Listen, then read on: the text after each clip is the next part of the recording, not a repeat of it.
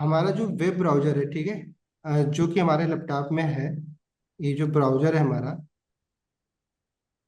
ये बेसिकली इसका काम सिर्फ क्या है कि ये सर्वर पे रखी वेबसाइट, ऐसा नहीं कि सिर्फ गूगल पे रखी वेबसाइट को एक्सेस करता है, समझ में आया? सर्वर पे जो भी वेबसाइट है, ठीक है, ये मान लो कोई भी आप ही की वेबसाइट आप अभी बनाओगे, आप आदित्य, ठीक है, .com बनाए आपने वेबसाइट, ठीक है, आप इस वेबसाइट को ना ये ब्राउजर रिक्वेस्ट भेजता है। अगर ये वेबसाइट गूगल में पड़ी है तो गूगल पे भी दिख जाएगी ये, वहां पे रिक्वेस्ट भेजने की जरूरत नहीं होगी। बट अगर हमें इस वेबसाइट को एक्सेस करना है, जैसे कि हम गूगल पे अगर हम आपकी वेबसाइट को डालते हैं, तो वेबसाइट आप ओपन होती है, फिर हम उस पर जब क्लिक करते हैं तब फिर जाकर आपकी वेबसाइट ओपन होती है, नहीं समझे? जैसे भी हम लोग ये गूगल पे सर्च करते हैं तो अमेजन दिखती है वेबसाइट, अमेजन की वेबसाइट पे हम नहीं चले जाते। अभी आपने सर्च किया गूगल पर, अगर यहाँ पे हम लोग उसका उसका डोमेन नेम अगर डायरेक्टली नहीं डालते हैं, तो हम गूगल की वेबसाइट पे अगर सर्च करते हैं अमेजन लिखेंगे तो अमेजन की वेबसाइट पे नहीं जाते हैं।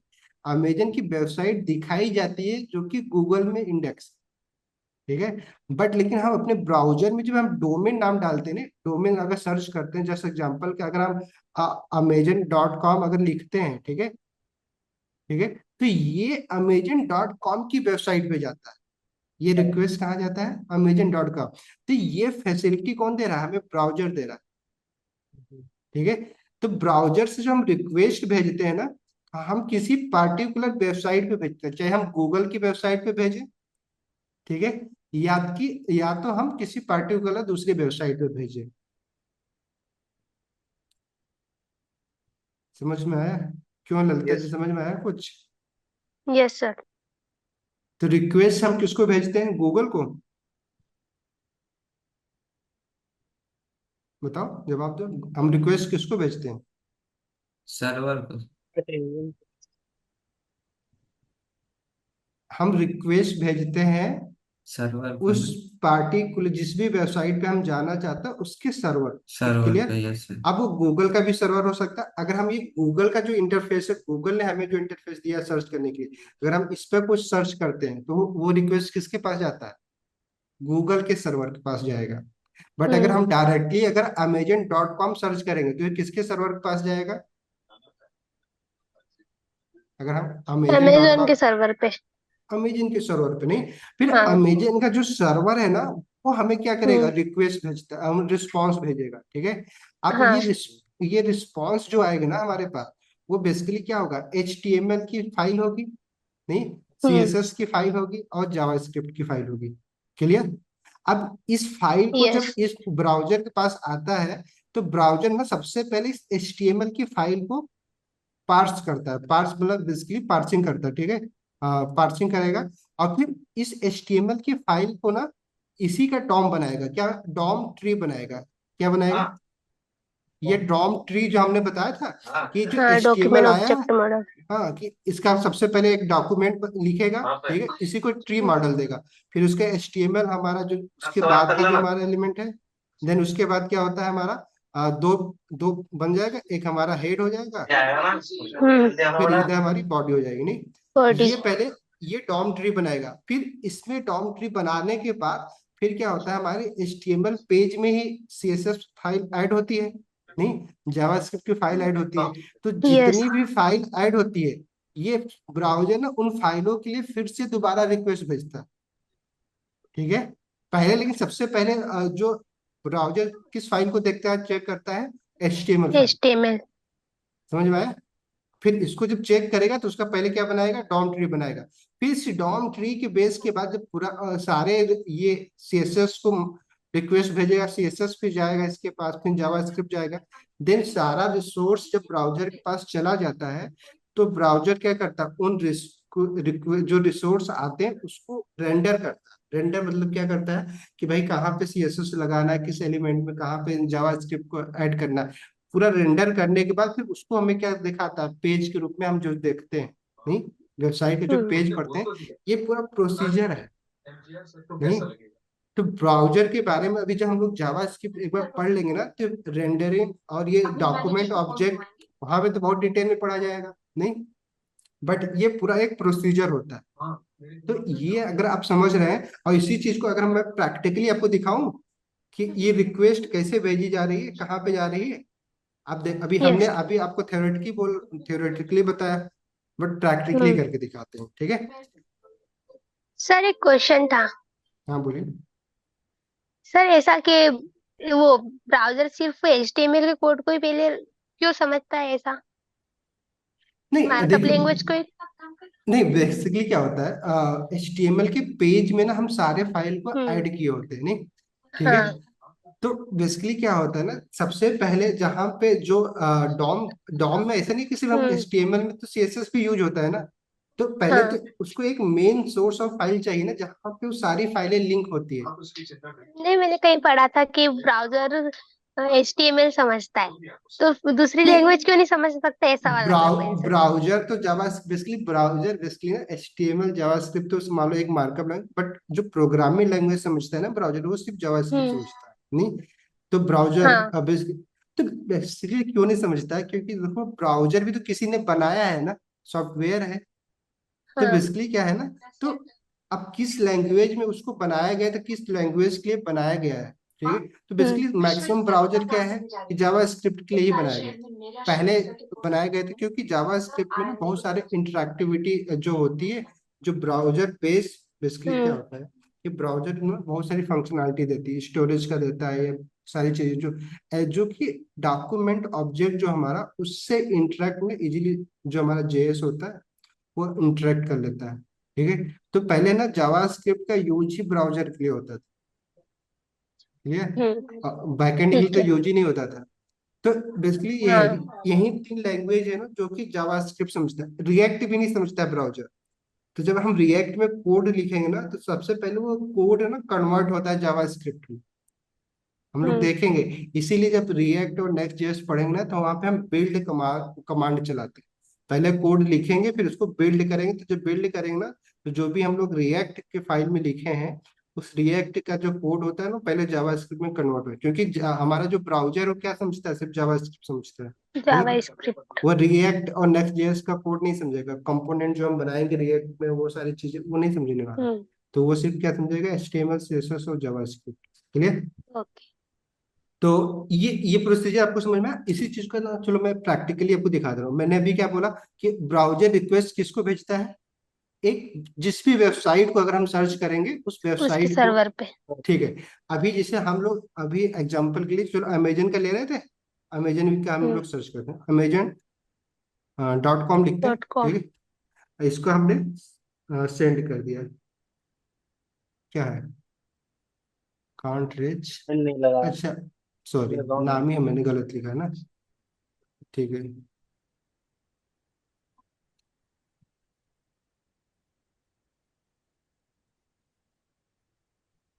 क्या क्या करवा रहे हैं, चलो दूसरा देख लेते हैं, ठीक है। मैं भी बहुत बड़ी वेबसाइट पे देखो यही दिक्कत होती है। अगर आपको ना बड़ा बेसिक से सीखना, क्योंकि बहुत सिक्योरिटी लगाई जाती है ना वेबसाइट पे, ये करोड़ों रुपया लगाते हैं अपनी वेबसाइट में सिक्योरिटी के लिए, तो लगाते हैं। जो सिंपल से वेबसाइट कोई भी एक अभी हम लोग फ्लिपकार्ट। फ्लिपकार्ट, चलो फ्लिपकार्ट भी कर सकते हैं, वो भी तो बड़ी वेबसाइट है। बट फिर भी देखते हैं इनके, बस हमें हमें बस कैप्चा वो भी हो जाता है, कैप्चा करते हो जाता है। अब हम लोग आगे वेबसाइट पे ना, फ्लिपकार्ट के, इसका सिंपल सा इंस्पेक्ट करना है हमें। इंस्पेक्ट हम्म या तो हम एक डबल क्लिक करके हम इंस्पेक्ट कर लें, या फिर तरीका है अगर कीबोर्ड से जाना चाहते हैं तो हमारे मैकबुक में ऑप्शन कमांड+I या जे, आप कुछ भी करेंगे, जे करेंगे तो सीधे जावास्क्रिप्ट पे पहुंच जाएंगे। जो कंसोल होता है उसको खोलने के लिए आप कीवर्ड अभी जरूर थोड़ा सा पढ़ लीजिएगा बेसिकली। रिप्लेस आप, मेरा कमांड जो है वो आपका कंट्रोल होता होगा शायद, नहीं। तो ऑप्शन कंट्रोल+I जब करेंगे तो सीधे इंस्पेक्ट खुल जाएगा। बट अगर आप थोड़ा सा अपना, हमें फास्ट भी टाइपिंग करें तो कुछ कीवर्ड ना याद करते रहिएगा, ठीक है। कि हमें बार बार डबल क्लिक करके इंस्पेक्ट, एक तरीका, बट इसी चीज को हम की से अपने भी कर सकते हैं। आप देखो हम क्या, हमने उसने आपको समझाया था कि नेटवर्क टाइप हमें क्यों जरूरी है, नहीं। आप देखो ना अभी आपको मैंने बोल रहा था, मैंने क्या बोला था, सबसे पहले क्या है कि HTML की फाइल रिक्वेस्ट HTML की फाइल आती है रिस्पॉन्स ग्रुप में, फिर उसके बाद जितने भी उसमें रिसोर्स होते हैं, सोचो एक पेज पे कितने रिसोर्स होते हैं, कितनी बार ब्राउजर रिक्वेस्ट भेजता है, फिर जाकर हमें वो पेज दिखाता है, और कितना फास्ट होता है। अब यहाँ पे देखो, मैं फिर से इसको रिफ्रेश कर रहा हूँ, ठीक है। अभी क्योंकि एक बार हो चुका है ये, तभी मैं रिफ्रेश करूंगा, देखना ये सारे ना चेंज होगा, ठीक है। ये बेसिकली क्या होगा, वो रिसोर्स रिस्पॉन्स के रूप में आएगा। मैं यहाँ जिसको रिफ्रेश कर रहा हूँ, ठीक है। देखो ये सारा रिसोर्स आ रहा है। अब इसी चीज को ना हमें एज ए वेब डेवलपर ना बहुत ज्यादा यूज करने वाले, जब बैकएंड पढ़ेंगे तो बार बार हम ना इसी टैब पे आएंगे। तो अभी चलो मैं आपको दिखा दे रहा हूँ कि इस टैब में ना थोड़ा बेसिक चीजें। देखो अभी इनका अगर हम देखें तो सोचो कितने रिसोर्स फेच कर रहे हैं।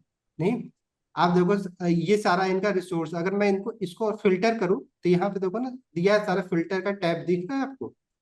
फॉन्ट है, जावास्क्रिप्ट है, CSS है। नहीं, बाकी ऑल पे तो हमारा क्लिक ही तो ऑल पे ऑल दिखा दे रहा। CSS फाइल देखनी है इस पे कि कौन कौन सी CSS फाइल ऐड है इस पेज पे। आप इस पर क्लिक करेंगे तो इतनी CSS फाइल ऐड। आप इस फाइल में कोड क्या लिखा है इस पे अगर हम डबल क्लिक करके किसी पेज में चाहे न्यू पेज में अगर ओपन करें तो कोई पूरा CSS हम्म। कोड है। ये बेसिकली है मिनीफाइड वर्जन है। तो आप इसको चाहो तो ह्यूमन रीडेबल फॉर्मेट में देख के आप एग्जैक्टली इनका जो CSS लिखा है इन्होंने, उसको आप पूरा फाइल पढ़ सकते हैं।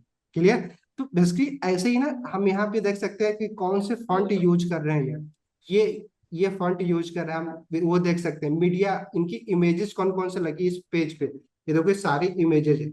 अब इस इमेज को भी कहीं पे इन्होंने रखा है, इस इमेज के लिए भी आपका ब्राउजर क्या कर रहा है, रिक्वेस्ट भेज रहा है। इस पेज पे इतनी इमेजेस लगी हुई है। नहीं, अब समझ में आया। तो मैंने क्या बोला था कि किसी भी वेबसाइट को हम सारे चीज उनका देख सकते हैं, HTML देख सकते हैं, CSS देख सकते हैं, जावास्क्रिप्ट क्या यूज किया है उन्होंने, सब कुछ हम लोग देख सकते हैं।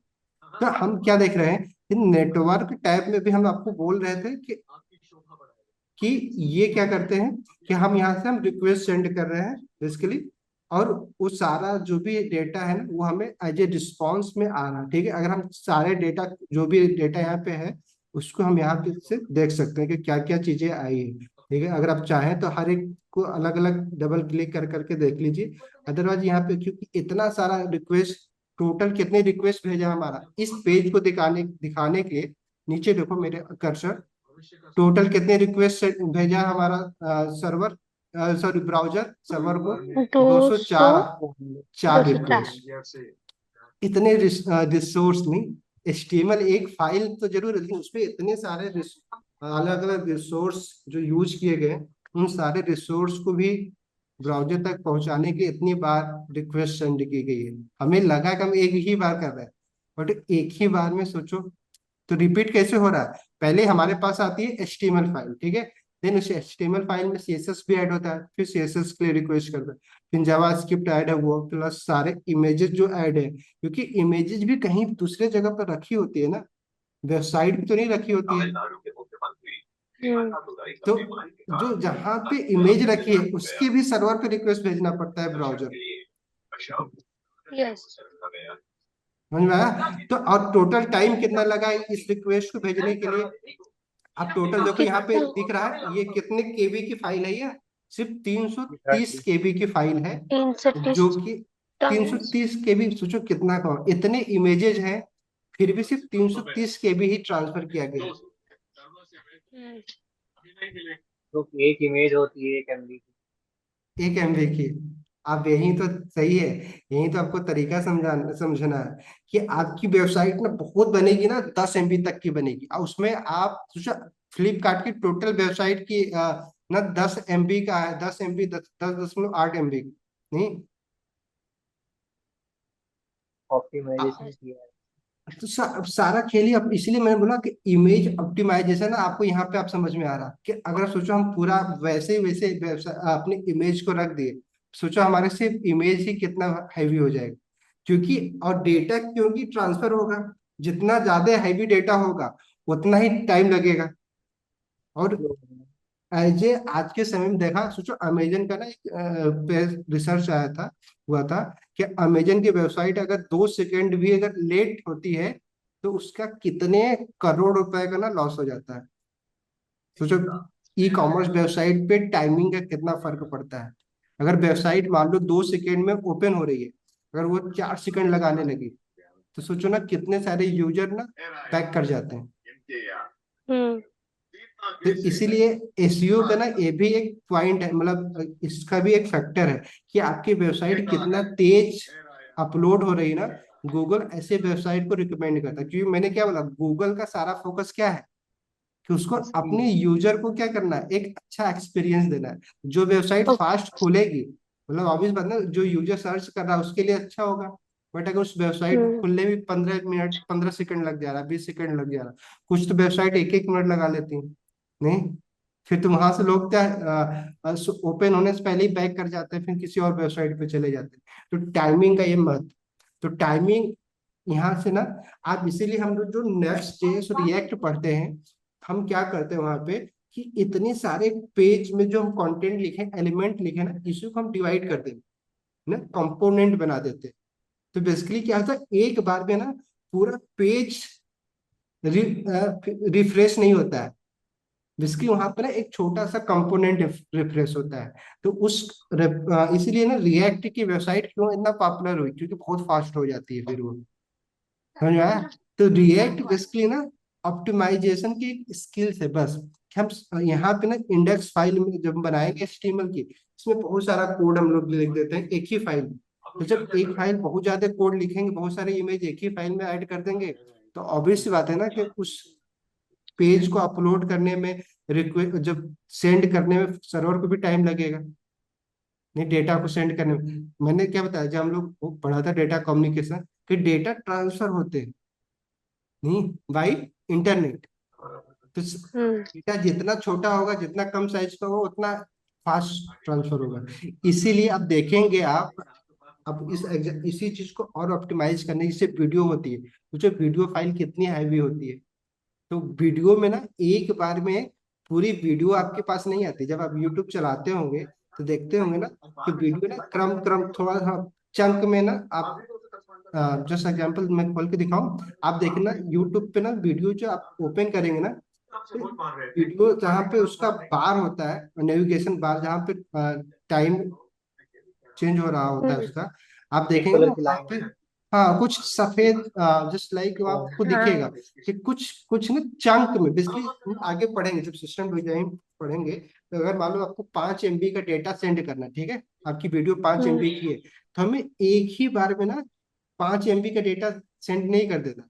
मान लो आपकी एक हम्म। मिनट की वीडियो है, 2 मिनट की वीडियो है, तब 2 मिनट की वीडियो मान लो आपको 20 MB की है, सामने वाला 2 मिनट पूरा एक ही बार में तो देखने वाला नहीं है, तो हम उसको क्या करेंगे, 10 10 सेकेंड के ना चंक में डिवाइड कर देंगे। तो जो हमारी 20 MB की वीडियो थी, मतलब एक वीडियो 20 MB की थी, 10 सेकेंड की वीडियो में अगर हम चंक बना दें उसको, कि 10 10 सेकेंड के चंक में जाए, कि जब 10 सेकेंड खत्म होने वाला हो तब दूसरा वीडियो पहुंच जाए उसके पास, नहीं? तो कितना बफरिंग होती है बेसिकली, इसलिए ना जो हम बैकएंड पढ़ेंगे वहां पे ना ये सब चीजें हमें इसी चीज की सेटिंग करनी होती है, इसी सब चीजों के बारे में पढ़ना पड़ता है। ऑप्टिमाइजेशन यही होता है, जब वहां पे ना हम ये पढ़ेंगे कि बेसिकली हम डेटा जो सेंड कर रहे हैं, स्ट्रीमिंग, बेसिकली डेटा, जब वीडियो या फिर ऐसी फाइल होती है, डेटा स्ट्रीमिंग एक वर्ड होता है बेसिकली, स्ट्रीम करते हैं। तो हम डेटा को ना एक साथ स्ट्रीम नहीं करते, बेसिकली क्या होता है, हम उसको चंक में डिवाइड करते हैं, छोटे छोटे पार्ट में, फिर उस पार्ट को हम भेजते हैं। फिर वो पार्ट ना इतने सारे चीजों में ये होता है, इतनी बार रिक्वेस्ट करता रहेगा आपका ब्राउजर, क्लियर? उस डेटा को एक ही बार में एक ही फाइल में नहीं आ जाएगा। तो आप ये देखो कि अब अभी आप इतना रिक्वेस्ट क्यों देख रहे हो, क्योंकि ना यहाँ पे ना वही सारी टेक्निक अपनाएगी। किसी भी इमेज को ना एक ही बार में शायद नहीं भेजा गया, शायद इमेज को भी ना कई सारे सर्वर पे रखा गया, सीडीएन पे रखा गया, कुछ इमेज का कुछ पार्ट यहाँ से आ रहा, कुछ यहाँ से आ रहा, ऐसे करके आ रहा। इसलिए हमें इतना रिक्वेस्ट भेजना, अगर मैं अपनी जो हमने आपको एक वेबसाइट भेजी थी उस पर, क्योंकि हमने कोड किया है, तो उसको सर्वर पर रखा, उसको हम देखेंगे ना, तो उसका रिसोर्स बहुत ही कम होगा, 4 5, शायद उनका ना, उसमें शायद ऐसा हो कि पूरा एचटीएमएल फाइल ही आपको दिख जाए। एग्जाम्पल चलो मैं आपको दिखा रहा हूँ, अभी हम लोगों ने बड़ी साइट देख लिया, तो आपको समझ में आया कि एक बड़ी साइट कैसे ऑप्टिमाइज की जा रही है, ठीक है? अभी हम लोग अपनी जो वेबसाइट आपको दिया था हमने, ओपन करके देखते हैं, ट्राई आपको दिखाते हैं थोड़ा सा। ठीक है, ये वेबसाइट है, आप इसको इंस्पेक्ट करते हैं, ठीक है? आप देखना, इसको ना आप अच्छे से समझ पाओगे वहां पर, क्योंकि बहुत ज्यादा रिक्वेस्ट आ जा रही थी। अब इसको हम सर्वर पे जाते हैं। अब यहाँ पे ना हम एक बार रिफ्रेश कर रहे हैं, क्लियर, देख रहे हो ये रिक्वेस्ट करने पे, रिफ्रेश करने पे क्या क्या फाइल आई हमारी। HTML लोगो, जो हमने लोगो का एक इमेज लगा रखा है इस पेज पे, ये लोगो का बेसिकली वो सारे जो लोगो हैं वो, प्लस CSS लोगो का वेब पे इमेजेस लगा रखा है, जावास्क्रिप्ट के लोगो, ये बेसिकली हमने लोगो नहीं लगा रखा है। ये देखो, अब अगर आप इसको छोटा करूं तो जितनी भी इमेजेस है ना, हम्म। वो बेसिकली वो इमेजेस यहाँ पे दिख रही है। इमेजेस हमने ये लगा रखा है, ये लोगो, CSS, ये सब इमेज है ना जावास्क्रिप्ट। तो वो देखो सारी इमेजेस की फाइलें ना, अगर मैं इस पे क्लिक करके दिखाऊंगा तो देखना, ये जो हमारी ये HTML लोगो दिख रहा है, CSS लोगो दिख रहा है, जावास्क्रिप्ट का लोगो दिख रहा है। अब ये सारी फाइलें हैं जो कि हमने अपलोड किया है, दिख रहा है, सारी इमेज दिख रही है। वैसे ही क्या है हमारा, कि जो हमने रिक्वेस्ट भेजा है, हमारा जो HTML, इस पे हम ऑल पे क्लिक करें, क्योंकि अभी हमने इमेज, हमारा हमारा टैब क्या सेलेक्ट था, ये इमेज सेलेक्ट था ना, ये इमेज पे तो सारी इमेजेस दिखा रही है। वैसे अगर मैं CSS पे करूंगा तो CSS फाइल जो हमने ऐड कर रखा है, ये देखो फाइल मैंने ऐड कर रखा है, इस पे आप क्लिक करेंगे, अब स्टाइल पे जो भी हमने CSS लिख रखा है वहां पे, न्यू टैब पे मैं आपको खोल के दिखाऊं, देखो मेरा सिंपल दिख रहा है, क्योंकि हमने इसको मिनीफाई नहीं किया है। वहां पे हम लोग इसका CSS देख रहे थे, तो देखो कैसे देख रहा था। तो एक चीज समझ में आया आपको भी यहाँ पे, कि हमें ना CSS का जो हम कोड लिखेंगे, तो वो सारा कोड ना भी डायरेक्टली सर्वर पे नहीं होस्ट करना, पहले हम उस कोड को मिनीफाई करेंगे। मिनीफाई करने का मतलब क्या होता है, कि देखो हमारे CSS में क्या दिख रहा है आपको, जो हमारा CSS है, देखो इतने सारे स्पेसेस दिख रहे हैं, ये ह्यूमन रीडेबल ना, बट ये क्या है, हम्म। ब्राउजर रीडेबल है। तो हमें तो हम्म। ये CSS हम ब्राउजर के लिए लिख रहे हैं, कोई हमारा ऐसा तो नहीं यूजर पढ़ेगा इसको, तो हमें मिनीफाई करना होता है। इसीलिए आप एक कॉन्सेप्ट आगे जाके पढ़ेंगे, जब हम लोग बैकएंड पढ़ेंगे, कि हमें जावास्क्रिप्ट और CSS के फाइल को पहले मिनीफाई करना होता है, नहीं मिनिफिकेशन। ये लोग ना बिना समझे पढ़ते हैं, तो उनको लगता है हम क्यों कर ही क्यों रहे। आप समझ में आ रहा है आपको, कि अगर हमें सोचो, अगर हम वैसे लिखते तो कितनी बड़ी फाइल होती है इसमें, क्योंकि आप समझो ना, अब हमारा जो स्पेस भी हम ऐड करते हैं ना, वो भी एक तरीके से मेमोरी में काउंट होता है। नहीं समझा आप लोग सी पढ़े हो कभी, सी कभी, हाँ सर। आप पॉइंटे वॉइंटे तो पढ़े ही होगे फिर तो, पढ़े हो। हाँ, वो वैल्यू के वैल्यू की एड्रेस बताता है, एड्रेस जहाँ पे बताता वो। है, ठीक है। तो आप जैसे स्ट्रिंग बना के कभी विजुलाइज किया है आप लोगों ने, कभी कोई कोई पढ़ाया है कि अपने से पढ़े हो, सी कोई पढ़ाया है, कॉलेज में पढ़ाया था। पढ़ाया था। चलो, तो बेसिकली क्या होता है ना, सी में हम क्या करते हैं, तो वहां पे ना जैसे हम कोई भी चीज स्टोर करते हैं, वेरिएबल स्टोर करते हैं, तो बेसिकली हर एक वेरिएबल को, सिंपल ऑब्वियस बात है, एक बाइट हम सी में, तो हमें ये भी डिसाइड करना होता है ना, अगर हम कोई वेरिएबल कर रहे हैं, जस्ट लाइक हम इंटीजर यूज कर रहे हैं, तो उसको हमें हम्म। कितना बाइट स्टोरेज देना है, वहाँ पे हम पहले से हमारा हाँ। डिसाइडेड होता है। बट जावा स्क्रिप्ट जो हमारा पाइथन हो गया, जावा हो गया, यहाँ पे ना हम्म। हम वो डिसाइड नहीं करते, हम सिर्फ वेरिएबल को डिक्लेयर करते हैं। ब्राउजर जो होता है, जो कंप्यूटर होता है जो हमारा, वो अपने से जो भी जरूरत, जितना जरूरत होती है उतना स्पेस वो दे देता है। तो बहुत बार हाँ। क्या होता है ना, कि जब हम जैसे अरे जैसे डेटा स्ट्रक्चर यूज करते हैं, तो वहां पे क्या होता है, अरे में क्या होता है, वो तो एक लिनियर है, तो वहां पे क्या होता है, जो बेसिकली अरे क्या है, कलेक्शन ऑफ वेरिएबल ही तो है अरे, कि हम एक कई सारे वेरिएबल को एक ही वेरिएबल में, एक ही वेरिएबल में यूज करते हैं, कई सारे वैल्यू को, अरे तो ऐसे ही होता है ना। Homogeneous data. हाँ, होमोजीनियस डाटा बोल दो, क्योंकि एक के बाद एक, क्योंकि इंडेक्सिंग होती है वहां पे हम्म। जीरो से लेके, तो इंड अरे वाले में प्रॉब्लम नहीं होती। जैसे कि क्या है, मैं क्या बताना चाह रहा हूँ, कि हाँ, जैसे कि स्ट्रिंग और अगर वो जो इंटीजर हमारा नंबर साथ में। हमारा मान लो ये एक मेमोरी है, ठीक है, तो मेमोरी क्या होती है ना, कई सारे ब्लॉक, जस्ट लाइक हमने बाइट पढ़ा था, बाइट पढ़े हो बाइट, बेसिकली बाइट क्या होता है, पढ़ा आप लोगों ने Yes, वो बाइट। वो ASCII बाइट वैल्यू होता रहती है, है। 1 byte is equal to 8 bit. हाँ, 8 बिट ना, और बिट क्या होती है, बेसिकली क्या है ना, ये बाइट ना एक टाइम होता यूनिट है हम्म। ना, जस्ट लाइक है। कंप्यूटर की भाषा में, जैसा MB क्या है, एक यूनिट ही तो है। इतने हाँ। MB megabyte. हमारा स्टोरेज है, इतना केबी हमारा स्टोरेज है। तो जो सबसे छोटा स्टोरेज यूनिट है ना, वो क्या है? बिट। नहीं, जिसको हम हम्म। जीरो या वन बोलते हैं, नहीं जीरो और वन जो बोलते हैं, ये बेसिकली क्या है? बिट है। नहीं, वैसे ही क्योंकि बीट में स्टोरेज जो बहुत ज्यादा बीट हो जाएगा, तो उसको उसको ना बेसिकली 8 बीट को मिला के एक बाइट बना दिया गया, ठीक है? ताकि बाइट में ना किसी भी डेट, हमारा जो डेट स्टोरेज है उसको डिक्लेयर करना थोड़ा इजी होता है कंपेयर टू बिट में। नहीं, हम्म। तो हम बाइट बनाते हैं। अब इसी बाइट को अगर अब थोड़ा सा अगर चाहो तो पढ़ लेना, ठीक है? अब वैसे ही अगर मान लो आप 1 केबी बराबर, केबी में कितने बाइट होते हैं? क्योंकि बाइट के बाद केबी आएगी, केबी के बाद फिर एमबी आएगा, एमबी के बाद फिर क्या आएगा? जीबी आएगा, फिर क्या है? टीबी आएगा। पढ़े हो ना ये सब तो? टेराबाइट। हम तो चाहते हैं ना कि हमारा हमारा लैपटॉप टेराबाइट में हो जाए, नहीं इतना स्टोरेज हो जाए। तो थोड़ा हम्म। सा हमें यूनिट पता होना चाहिए ना, आप सीएस के बच्चे हो, ठीक है? तो बेसिकली क्या होता है ना, कि जो मेमोरी होती है ना, वो बाइट में डिवाइडेड होती है। एक बाइट मान लो, इसको एक बाइट बोलो, तो ऐसे ना सारे बाइट में डिवाइडेड है। तो हम जब वेरिएबल स्टोर करते हैं, तो वह ना ये इन्हीं बाइट में जाके स्टोर होता है। जस्ट एग्जाम्पल, नहीं तो आप ऐसा नहीं कि रैंडम, अगर हम जावा स्क्रिप्ट में करते हैं तो शायद कोई वेरिएबल यहाँ पे स्टोर हो रहा है, कोई यहाँ पे हो रहा है, कोई फिक्स तो है नहीं कि एक के बाद एक ही वेरिएबल स्टोर होगा। फिक्स सिर्फ किस में है? एरे वाले में है।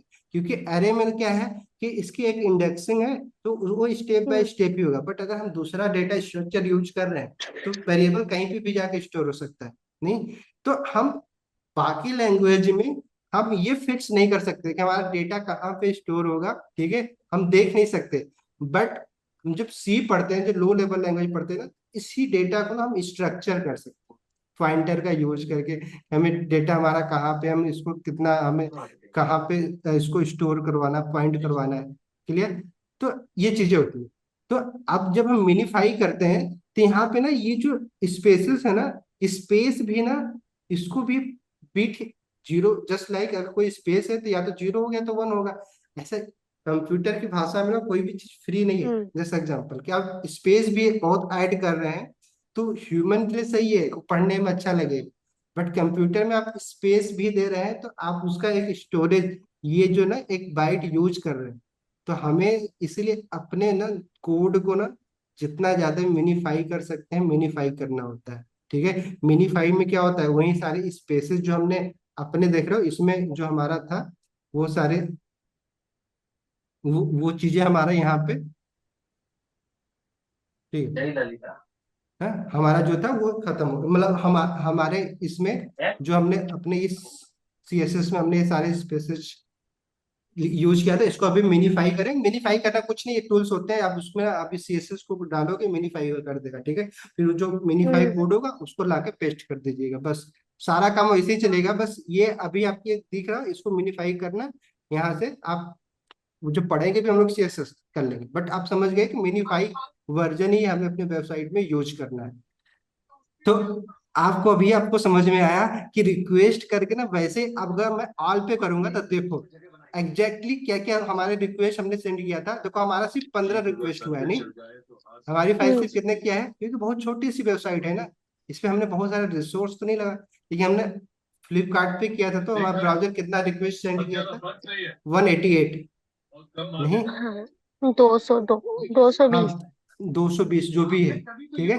और हमने टोटल कितना रिसोर्स लगा रखा है, क्योंकि हमने ऑप्टिमाइज नहीं किया है। सोचो उनका कितना था, केबी में था, हमारा कितना हो गया है? एमबी हम्म। में हो गया है, इतने छोटी वेबसाइट में। क्योंकि हमारी इमेजेस ना ऑप्टिमाइज नहीं है। हमारी जो इमेज है, अगर मेरी जो ये इमेज मैंने लगा रखी है, मैंने ऐसे ही लगा रखी है। अब इसको चाहे तो ऑप्टिमाइज करके हम लगा सकते हैं। नहीं, तो फिर ये जो हमारा रिसोर्स का साइज दिख रहा है आपको, कम हो ये जाएगा। कम हो जाएगा। ठीक है? अब यहाँ पे देखो हमारी सारी फाइलें दिख रही हैं। यहाँ पे अगर आप देखोगे तो हमारी index.html भी दिखेगी। जैसे एग्जांपल ऑन पे क्लिक करके एक बार रिफ्रेश करते हैं। कहाँ है HTML हमारा? कहाँ है? कहीं दिख रहा है आपको? हम्म। दिख ही नहीं रहा। पोर्टफोलियो वाले उसके अंदर तो नहीं हुई। पर नहीं उसके नहीं, अंदर ये जैसे नहीं आ सीएसएस की फाइल दिख रही है वैसे दिखेगी। नहीं दिख रही है ना? क्या होगा? क्या होगा? फाइल आ ही नहीं रही, HTML। फाइल नहीं आ रही है मेरी। हाँ, नहीं आ रही। तो फिर ये कंटेंट कैसे दिख जा रहा है? बिना एचटीएमएल के कंटेंट की देख कैसे रहा है? सीएसएस आ जा उसके रहा ऊपर है। इंस्पेक्ट करा इसलिए तो नहीं। बेसिकली उसके ये हमारा ऊपर। ये पोर्टफोलियो फोल्डर दिख रहा, पोर्टफोलियो। हाँ, इस पर क्लिक करके देखें एक बार, क्या है? इसमें है क्या? क्या है, कुछ है? आप देखो पोर्टफोलियो, अगर हेडर क्लिक कर रहा हूँ तो देखो बेसिकली क्या है हमारा इस पोर्टफोलियो की वेबसाइट है, जो हमारा बेसिकली रिक्वेस्ट में पोर्टफोलियो नाम कर के दे। हमारा जो है उस पे हमारा क्या, कौन सा रिक्वेस्ट जा रहा है? गेट रिक्वेस्ट जा रहा है। हम क्या कर रहे गेट हैं मेथड से इस रिक्वेस्ट। गेट, अभी आगे पढ़ेंगे हम लोग, ये मेथड सिर्फ गेट नहीं होता। अगर हमें डेटा लेना है तो हम गेट कर रहे हैं, अगर हमें डेटा सेंड करना है, जस्ट लाइक अगर हम फॉर्म भरे, फॉर्म का डेटा सेंड कर रहे हैं, तो ये मेथड क्या हो जाएगा, पोस्ट हो जाएगा। नहीं, पोस्ट। क्लियर? हाँ। दस से वैसे होता ही है क्या? अभी है ना, और ये देखो आपको दिख रहा है स्टेटस कोड, तो है ना, ये स्टेटस कोड क्या दिखा 304। तो ये स्टेटस कोड ना बेसिकली क्या होता है, 100 से लेके 500 के बीच में वेरी करता है। तो जब 100 से लेके 200 के बीच में है तो उसका एक मीनिंग है, जब 200 से लेके 300 तक है तो उसका एक मीनिंग है, जब 300 से 400 के बीच में अगर कोई नंबर आ रहा है तो उसका एक मीनिंग है। नहीं, जब 400 से लेके 500 तक आएगा तो उसका एक मीनिंग, जब 500 से ऊपर दिख रहा है तो उसका एक मीनिंग होगा। आप कभी देखते होंगे, आप पेज कोई करते होंगे जब नहीं लोड होता है, कभी कभी 404 करके एरर आ जाता है, नहीं? Yes, sir. तो जब 404 एरर आता है, बेसिकली जब 400 वाला जो सीरीज चलता है, बेसिकली क्या होता है ना, जब आपका client client just like browser में कोई एरर आता है ना, तो हमारा 404 आता है। बट जब कोई सर्वर की तरफ एरर आता है, सर्वर की तरफ से, कि आपने हम्म। रिक्वेस्ट से ही भेजा है, नहीं, जैसे ब्राउजर का एरर कैसे हो सकता है कि अगर आप मान लो हम कोई यूआरएल यहाँ पे हम सर्च कर रहे हैं, कोई गलत यूआरएल सेंड कर रहा है, ठीक है, हम यहाँ पे प्रदीप डॉट मतलब जो भी हमारा स्थान है उसमें कुछ हम चेंज कर दिए, तो सर्वर की तरफ से हम रिक्वेस्ट ही गलत भेज रहे हैं, तो क्या आएगा यहाँ पे 404 या 4 समथिंग आएगा, 400 वाला।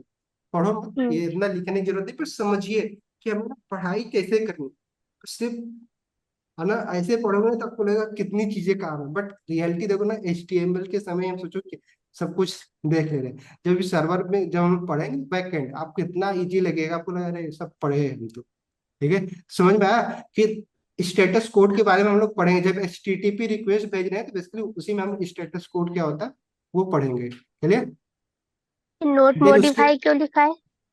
क्या हुआ? Note not modify. मॉडिफाई मतलब बेसिकली क्या है कि देखो ना, 300 का जो हमारा स्टेटस कोड होता है ना, हम्म। वो बेसिकली क्या होता है ना, रीडायरेक्शन का होता है ना, जब कोई भी वेबसाइट ओरिजिनल साइट से रीडायरेक्ट की जाती है किसी दूसरे पार्टिकुलर यूआरएल पे, जस्ट लाइक ये जो हाँ। हमारा आईपी एड्रेस है, जो हमारा डोमेन नेम होता है, हम्म। तो जैसे नहीं बहुत सारी वेबसाइट का डोमेन नेम हम डायरेक्टली डाल देते हैं google.com, बट गूगल डॉट हाँ। कॉम एक्चुअली तो है नहीं।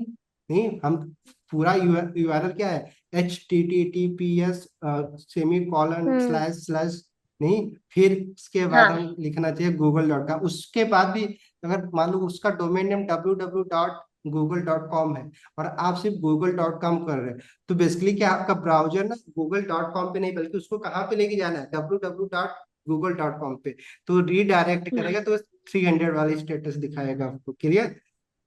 तो हाँ। रीडायरेक्ट तो हम पढ़ेंगे, तो पूरा पढ़ेंगे रीडायरेक्ट का मतलब क्या, रीडायरेक्ट अभी मैं आपको सिंपल समझा कि आप ब्राउजर में जरूरत नहीं हम अमेजन पूरी वेबसाइट डालते हैं, हम अमेजन भी लिखते हैं फिर भी हमें ब्राउजर तो दिखाई देता है ना, हम्म। लेकिन ब्राउजर रिक्वेस्ट अमेजन को नहीं भेजता, बल्कि अमेजन के जो एग्जैक्ट डोमेन नेम है, आईपी एड्रेस है, उसको भेजता है ना। तो बेसिकली हाँ। उसको, ये उसी का है, अगर 300 का चला तो कोई ये कोई बेसिकली एरर नहीं है, बेसिकली बस ये आपको शो दिखा रहा है कि आप जिस डोमेन नेम को रिक्वेस्ट किया था, जिस आईपी एड्रेस पे रिक्वेस्ट किया था, अब वो आईपी एड्रेस चेंज होके जैसे उसका एक्चुअली आईपी एड्रेस क्या है, वो हम्म। एक्चुअली आईपी एड्रेस पे सेंड कर रहा है, ठीक है, तो वो 300 का आता है, उसको आप इग्नोर ही करिएगा या फिर अभी समझो।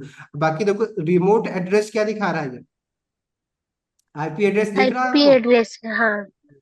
हाँ। नहीं। और इसके साथ ही में मैं भी आपको ना एक दिन समझाया था जब हम लोग पढ़ रहे थे वो ऐसा ही मॉडल। तब मैंने आपको बताया था पोर्ट के बारे में, port address, TCP, yes sir. Sorry, port. Port के बारे में बताया था। तो ये देखो अभी यहाँ हम्म। पे ये हमारा ना 4 3, जो हमारा पोर्ट नंबर है वो देखो दिख रहा है, हाँ। 4443। बट अगर हमारा रिक्वेस्ट HTTP पे जाता तो ये 443 है ना, वो बेसिकली क्या हो जाता है, हमारा 80 हो जाता। मैंने क्या बोला था कि अगर हम HTTP पे अगर हम रिक्वेस्ट भेज रहे हैं तो हमारा पोर्ट नंबर क्या हो जाएगा, 80। बट अगर हम HTTP पे अगर भेजते हैं, एस पे भेजते हैं सिक्योरिटी के साथ, तो यही क्या हो जाता है हमारा 443। देखो यहाँ पे दिख भी रहा है। क्यों? क्यों हम्म। भेज रहा दिख रहा है? अगर मैं इस पे दिखाऊंगा, अगर क्लिक करके देखते हैं, हमारा ये रिक्वेस्ट HTTP नहीं गया, HTTPS गया। कैंसिल करके मैं देखता हूँ, ठीक है। तो अरे सॉरी, ये अगर देखो मैं इस पूरा यूआरएल दिखाऊंगा आपको, तो अगर देखो ये दिख रहा है आपको यूआरएल, एच क्या लिखा है, HTTPS, HTTP है। यस। ये यस लगा है ना, इसीलिए 443 जा रहा है। अगर अब मैं, अगर ये यूआरएल अगर सिर्फ HTTP पे जाता, जो कि गूगल कभी रिकमेंड नहीं करता क्योंकि वो सिक्योर यूआरएल नहीं होता। अगर आपको कोई भी रिक्वेस्ट, कोई भी ऐसी वेबसाइट है जो सिक्योर नहीं है, ठीक है, मैंने बोला सिक्योरिटी हम्म। क्या है, जो डेटा आपका जा रहा है सेंड तो कर देगा HTTP, नहीं HTTP क्या मेथड ही है, वो सेंड कर देगा। बट रास्ते में जो हमारा इंटरनेट क्या बोला था मैंने, पब्लिक है, तो आपका डेटा ना इनक्रिप्टेड फॉर्म में नहीं जा रहा है अगर यस नहीं लगा है तो आपके हम्म। डेटा को ना कोई भी देख सकता है, ठीक है। तो अभी हम हाँ। सोचो जो जो बातें हम लोग पहले पढ़ चुके हैं सब वही सब आ रहा है सामने आपके। इसीलिए मैंने आपको क्या बोला, हम्म। अगर आप सही से पढ़ते जाओ ना, ये सब अभी हम लोग इम्प्लीमेंट करेंगे प्रैक्टिकली अपने अपने कोड में, तो इम्प्लीमेंट करना ही होगा ना अगर आप वेबसाइट बना रहे हैं। तो आपकी वेबसाइट को भी सिक्योर बनाना होगा तो HTTPS पढ़ेंगे। बट वहां पे आपको ये समझ में आ रहा है, बाकी का देखो हमारा IP एड्रेस ही है जो एन डॉट के फॉर्मेट में है, नहीं IP एड्रेस ही तो है। हाँ। ये जो हमारा बाकी का चार है, हम्म। ये आपको दिख रहा है IP एड्रेस, जो कि n.n.n.n. के फॉर्मेट में 185। अगर आप चाहो तो देख लो आउटपुट क्या है, 199, और क्या है 109 प्लस 109। 153, नहीं, ठीक है, ऐसे ही है।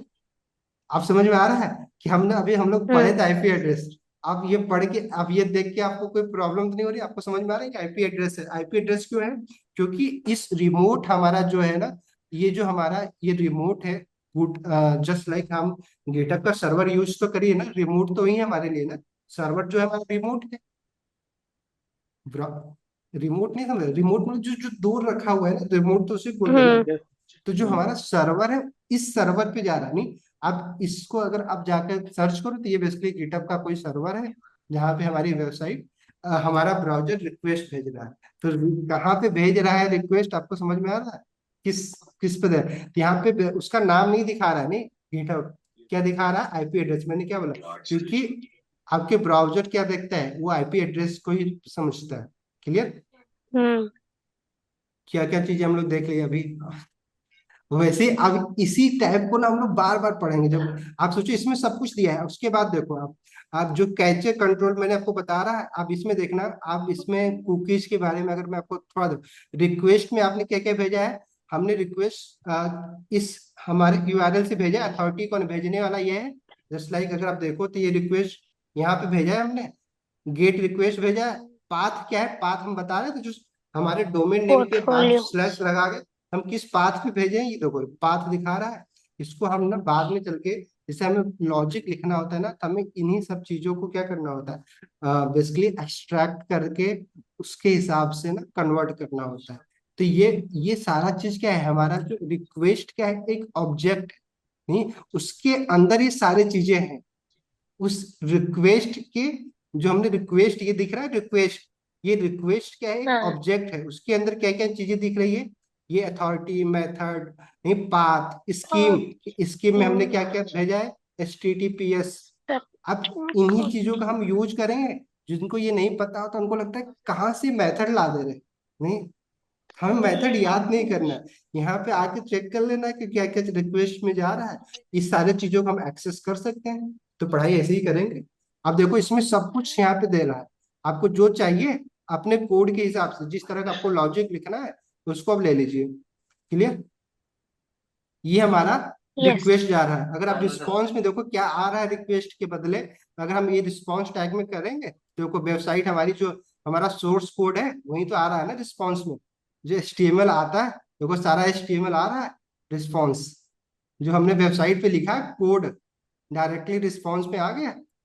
मैंने हम्म। अभी हम लोग आपसे बोल रहे थे ना आपसे कि क्या रिस्पॉन्स में आएगा, तो सबसे पहले मैंने आपको बोला था ना HTML आता है। क्या रिस्पॉन्स में आया? हाँ। जो हमारा HTML फाइल वही तो आ रही है ना रिस्पॉन्स में। मैं ऐसी हवा में नहीं बोल रहा था मैं अब। ठीक है? हम्म। तो ये चीजें क्या है हमारा, अब इसी फाइल में क्या है कि बहुत सारे लिंक है नहीं। अब फिर क्या है, जब ये फाइल ब्राउजर के पास आई है तो दोबारा ये लिंक, क्योंकि ब्राउजर क्या करता है ना, ब्राउजर बेसिकली ना टॉप से लेके बॉटम की तरफ रीड करेगा, ये याद रखिएगा ना बार बार, क्योंकि अगर अब ये समझेंगे ना तो आप इजिली समझ जाएंगे कि हम फंक्शन कहाँ पे लिखना है। ब्राउजर जो होता है हमारे कोड को ना ऊपर से लेके लाइन बाय लाइन नीचे की तरफ रन कर मतलब पढ़ता है। ठीक है? तो सबसे पहले ब्राउजर पढ़ेगा HTML को, फिर हेड को, फिर नहीं ऐसे करके पढ़ता जाएगा। तो जो भी बीच में आता जाएगा, ठीक है, तो उसको फिर रिक्वेस्ट को भेजता चला जाएगा। क्लियर? तो अगर मान लो जब हम फंक्शन पढ़ेंगे तो फंक्शन मान लो हमने बनाया है नीचे लेकिन उसको कॉल कर दिया है ऊपर, तो हमें एरर दे देगा। क्यों देगा? क्योंकि ब्राउजर क्या है कि हम फंक्शन थोड़ा बहुत पढ़े होंगे आप लोग CU में, तो फंक्शन पहले हम डिफाइन करते हैं फिर उसको कॉल करते हैं। तो अगर हम हाँ। कॉल पहले कर दिए डिफाइन करने से पहले ही, और उसको हम डिफाइन मतलब कॉल ऊपर करवा दिए, डिफाइंड हम यहाँ पे कर रहे हैं फंक्शन लगा के जो भी चीजें, और उसका हम नाम लेके यहाँ पे ही ऊपर ही हमने उसको क्या कर दिया, कॉल करवा दिया। तो ब्राउजर कैसे कोड रीड कर रहा है? ऊपर से। तो जब ब्राउजर उस हम्म। कॉलिंग वाले फंक्शन के पास पहुंचेगा तो उसको क्या दिखेगा, ये तो फंक्शन अभी तो आया ही नहीं, मुझे तो पता ही नहीं है, तो आपको एरर दे देगा। नहीं? हम्म। तो इसीलिए हम वहां पे ना पढ़ेंगे तो फंक्शन बनाने के बाद उसके नीचे हमें कॉल करना होता है, ताकि ब्राउजर एक बार आपके फंक्शन को पढ़ के अपने जस्ट लाइक कि उसने मेमोरी में रख ले कि अच्छा ये फंक्शन डिक्लेयर है, तो उसको कॉल करवा सकते हैं। नहीं? हम्म। तो समझ में आया? तो यहाँ पे क्या कॉन्सेप्ट हमने सीखा कि हम जो भी रिक्वेस्ट भेज रहे हैं, ठीक है, हम पार्टिकुलर सर्वर को भेज रहे हैं। सर्वर आपको देखिए हम किस सर्वर को भेजे, हमने गूगल पे सर्च किया लेकिन हमारा सर्वर रिक्वेस्ट किसको गया था, गेटअप के, जो हमने IP एड्रेस भी देखा था वो गेटअप के हाँ। सर्वर पे गया था, गूगल के सर्वर पे नहीं गया था, क्योंकि हमने अपना हम्म। URL डाला है। ठीक है? क्लियर?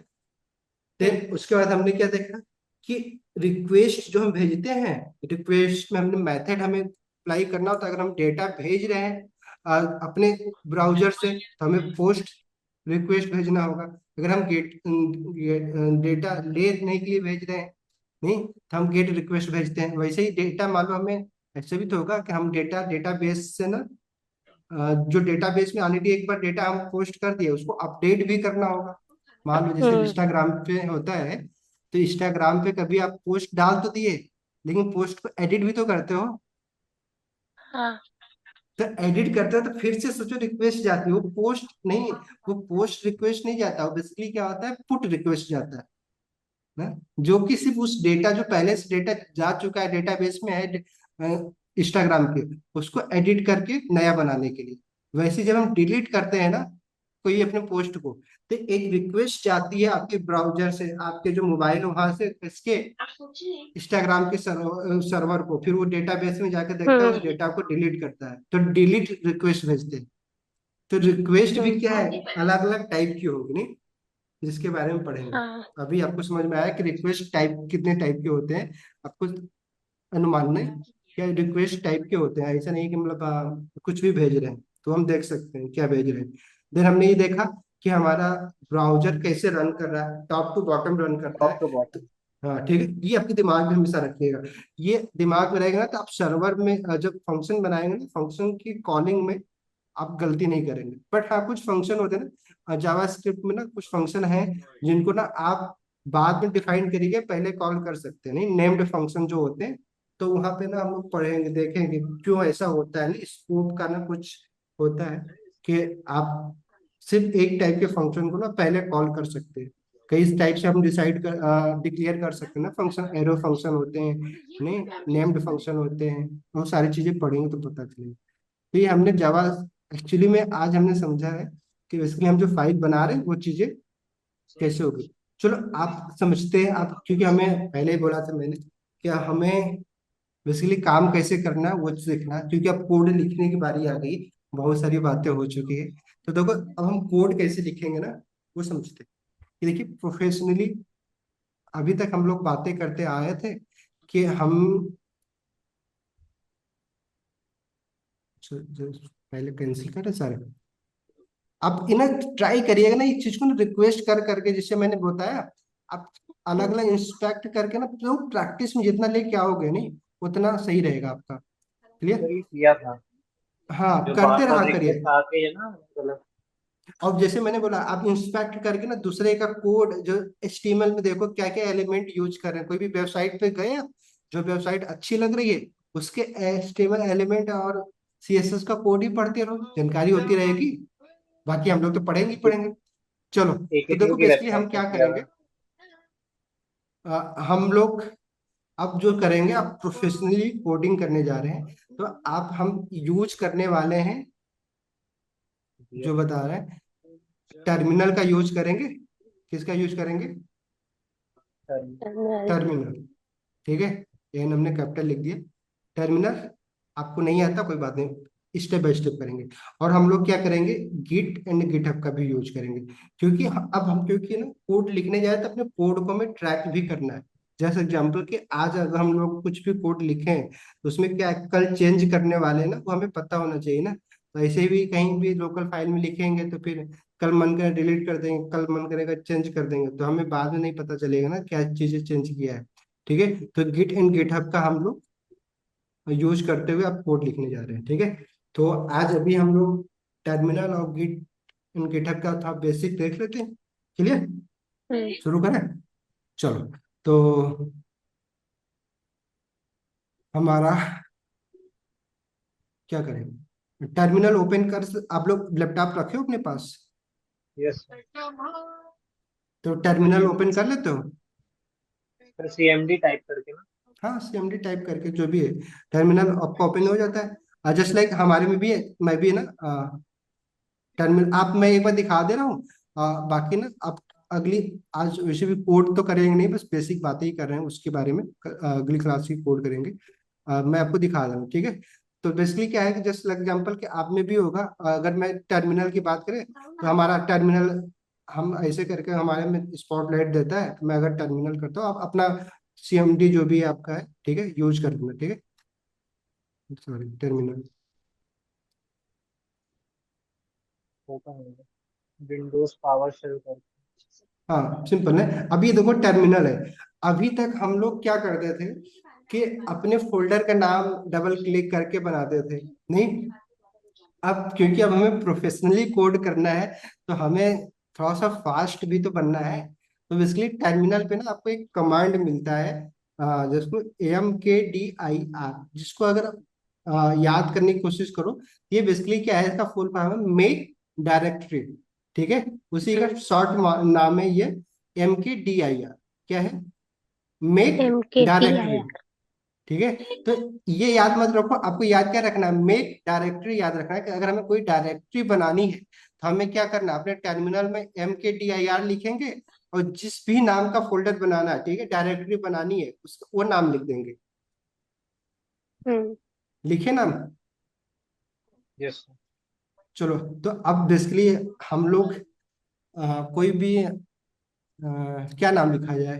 अब क्योंकि हम अब प्रोफेशनली करने जा रहे हैं तो वेबसाइट सीख ही रहे हैं हम लोग, वेब डेवलपमेंट। तो नाम लिखते हैं फ्रंट एंड। ठीक है, मेन फोल्डर हमारा क्या होता है, फ्रंट एंड। ठीक, कैपिटल लिख देते हैं। क्लियर, फ्रंट एंड हमने बना दिया। फ्रंट एंड हम्म। डैश लगा कर लाइव क्लास लिख देते हैं, क्योंकि फ्रंट एंड का बहुत सारा कोड हमने फोल्डर बना रखा है ना, लाइव क्लास। ठीक है, मैंने सिर्फ फोल्डर का नाम लिख रहा है, ये फोल्डर का नाम ही बस, ये डैश लगा रहा इसलिए रहा हूँ क्योंकि चाहता तो मैं एक ही साथ लिख देता, बट पढ़ने में थोड़ा सा अच्छा रहेगा। फ्रंट एंड डैश लगा के मैंने उसमें लाइव, तो ये फोल्डर का नाम वैसे आप लिखते भी हो अपने, अगर फोल्डर बनाते हो तो नाम तो ऐसे ही लिखते हो ना। अगर मैं अब इसको क्लिक कर रहा हूँ, ठीक है, तो ये कहाँ पे बन जाएगा फोल्डर हमारा? कहाँ पे है ये? अभी हम ना कौन सी ड्राइव में अपने है? रूट में है। नहीं, हमारा ये जो हम्म। मैक बुक का एयर दिख रहा है, ये बेसिकली ना हमारा ये जो ये परसेंटेज का साइन दिखा रहा है, टिल्ड, परसेंटेज से पहले टिल्ड का साइन दिखा रहा है। ये दिखा रहा है कि अब रूट डायरेक्टरी में। तो अगर मैं अभी इसी कमांड को रन कर दूंगा तो क्या होगा कि हमें ना हमारा बेसिकली फाइल तो फोल्डर तो बना देगा, लेकिन कहाँ पे दिखेगा हमें? हमारे रूट फोल्डर में दिखेगा। रूट रूट में। जो हमारा है वहां पे जाकर देखना होगा। लेकिन हम चाहते हैं ना कि हमारा फोल्डर कहाँ बन जाए, हमारे डेस्कटॉप पे ही बन जाए। क्लियर?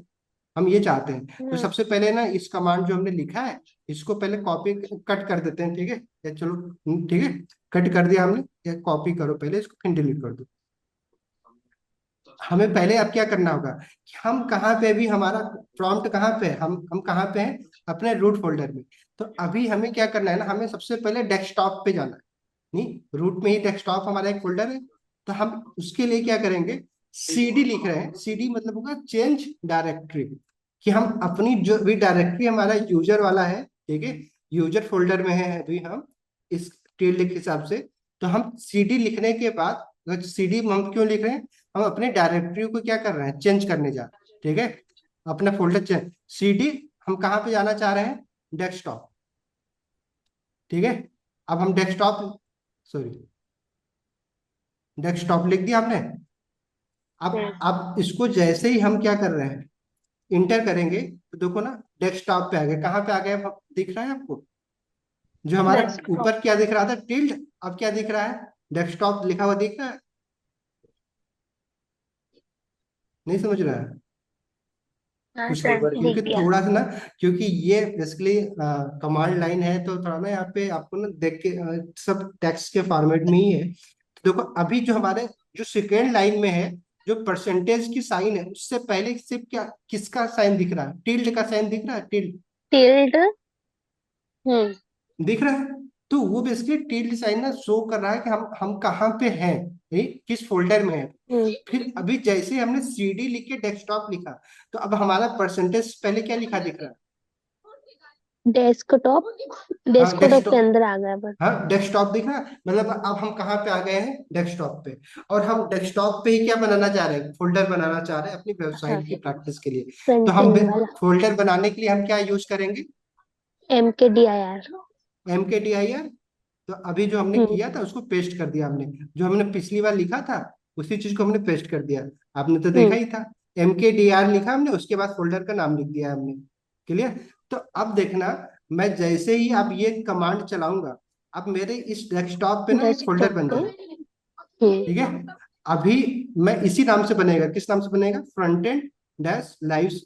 मैं इंटर दबा रहा हूँ, देखना हम्म। क्या हुआ।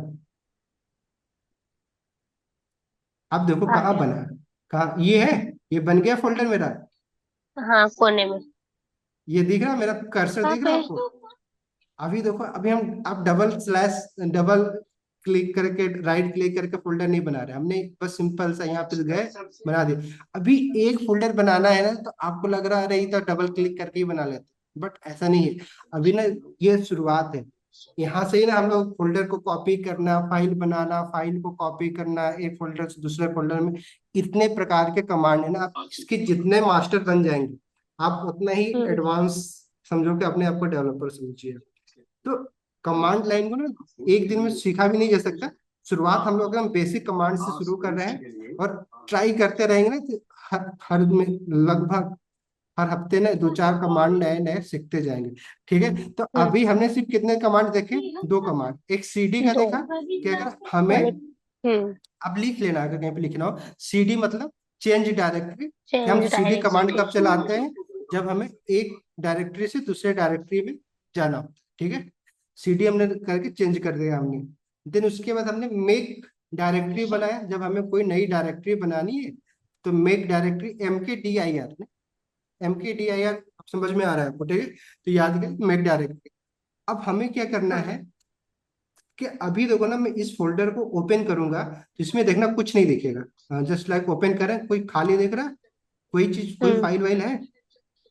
नहीं। नहीं। आप क्या करते हैं ना, एक काम करते हैं, इस फोल्डर को अभी आपको खाली दिख रहा है। अभी मैं इसको, आप यहाँ पे ना फिर से एक और इसके अंदर क्या करते हैं, एक और फोल्डर बनाते हैं। बनाया जाए? हाँ, तो फिर चलते हैं अपने कमांड पे। अभी हम लोग कहाँ पे हैं? डेस्कटॉप पे हैं। डेस्कटॉप में अब इसके अंदर जाना है अपन। अब किसके अंदर जाना होगा हमें? डेस्कटॉप के अंदर क्या फोल्डर है? Front end sir live front end करेंगे, लाइव सीडी CD। अब अभी फ्रंट एंड देखो, फ्रंट लाइव। And live. अब मान लो फोल्डर का नाम ऐसा है कि मुझे याद करने में दिक्कत आ रही है, तो हमने क्या किया, हमें याद है कि हमने कैपिटल F लिखा था। तो अब यहाँ पे ना कमांड लाइन में एक बटन होती है टैब, आपके लैपटॉप में देखो टैब नाम की एक बटन है ना।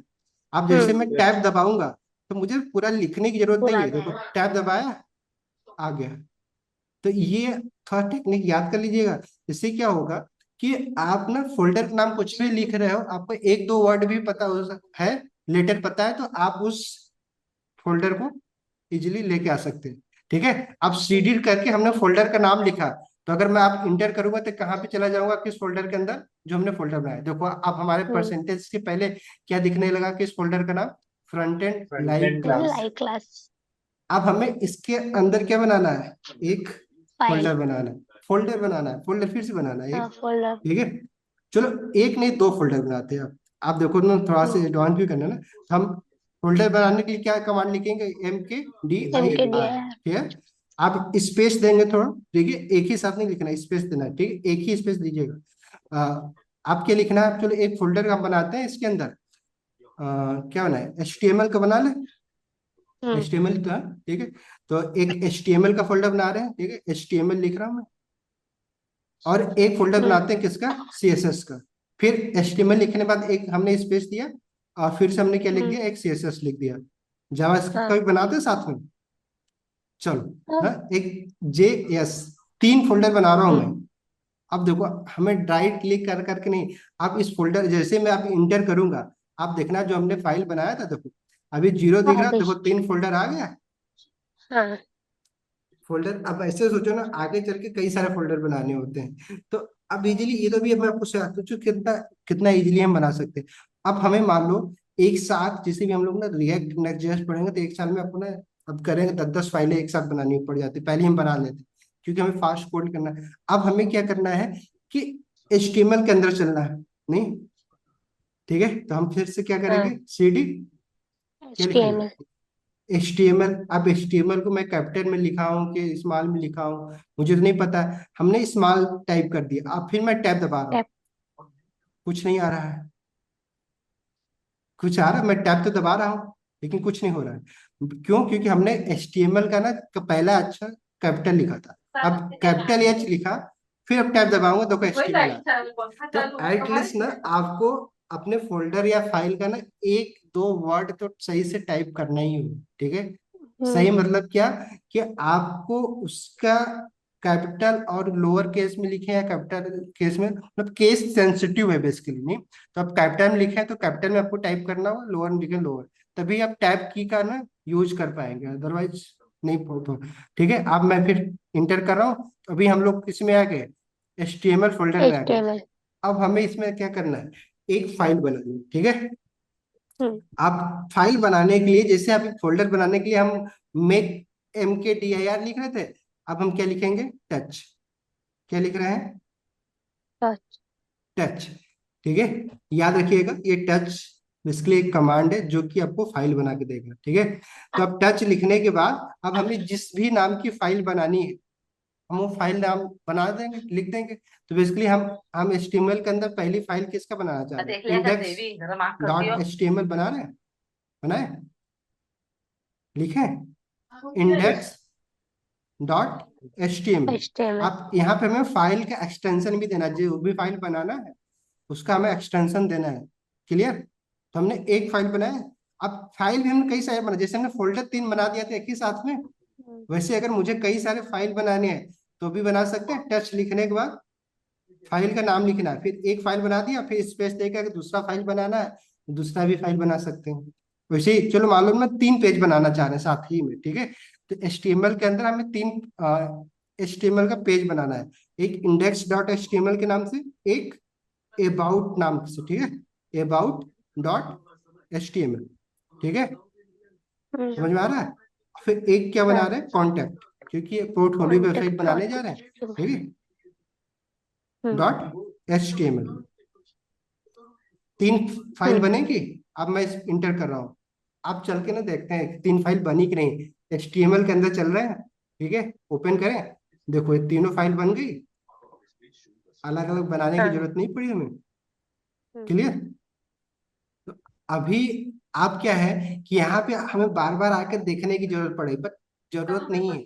आप अगर चाहें तो HTML के फोल्डर में आप देखना चाहते हैं कि कितने इसमें ना फोल्डर या फाइल हैं, तो बेसिकली हम क्या करेंगे ना, एक कमांड रन करेंगे। क्या, सिर्फ लिखो क्या, ls ना, क्या लिखेंगे हम, जिस फोल्डर में अगर हमें देखना चेक करना है कितने फाइल और फोल्डर है, हम अपना जो GUI हम करते हैं वो उसका यूज नहीं कर रहे हैं, इसी जगह देखना चाहते हैं, तो हम क्या लिखेंगे, सिर्फ ls, ठीक एल है।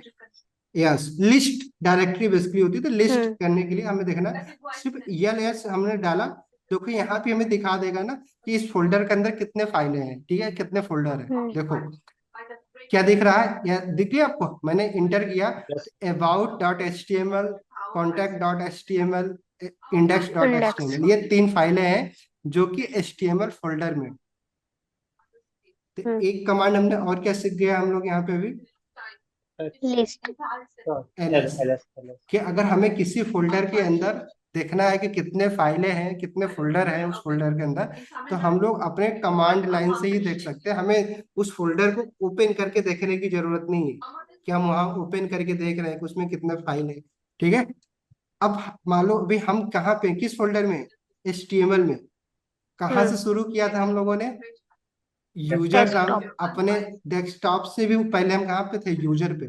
अब हमें क्या रूट करना पे है ना, अब बैक आना है, ठीक है, क्योंकि CD से तो हम आगे चलते चले गए, फोल्डर के अंदर फोल्डर के अंदर फोल्डर के अंदर नेविगेट करते गए। अब हमें HTML से बैक आना, HTML से कहाँ पे आना है, फ्रंट एंड, जो डैश लाइव क्लासेज है हमें उस फोल्डर में आना है, ठीक है।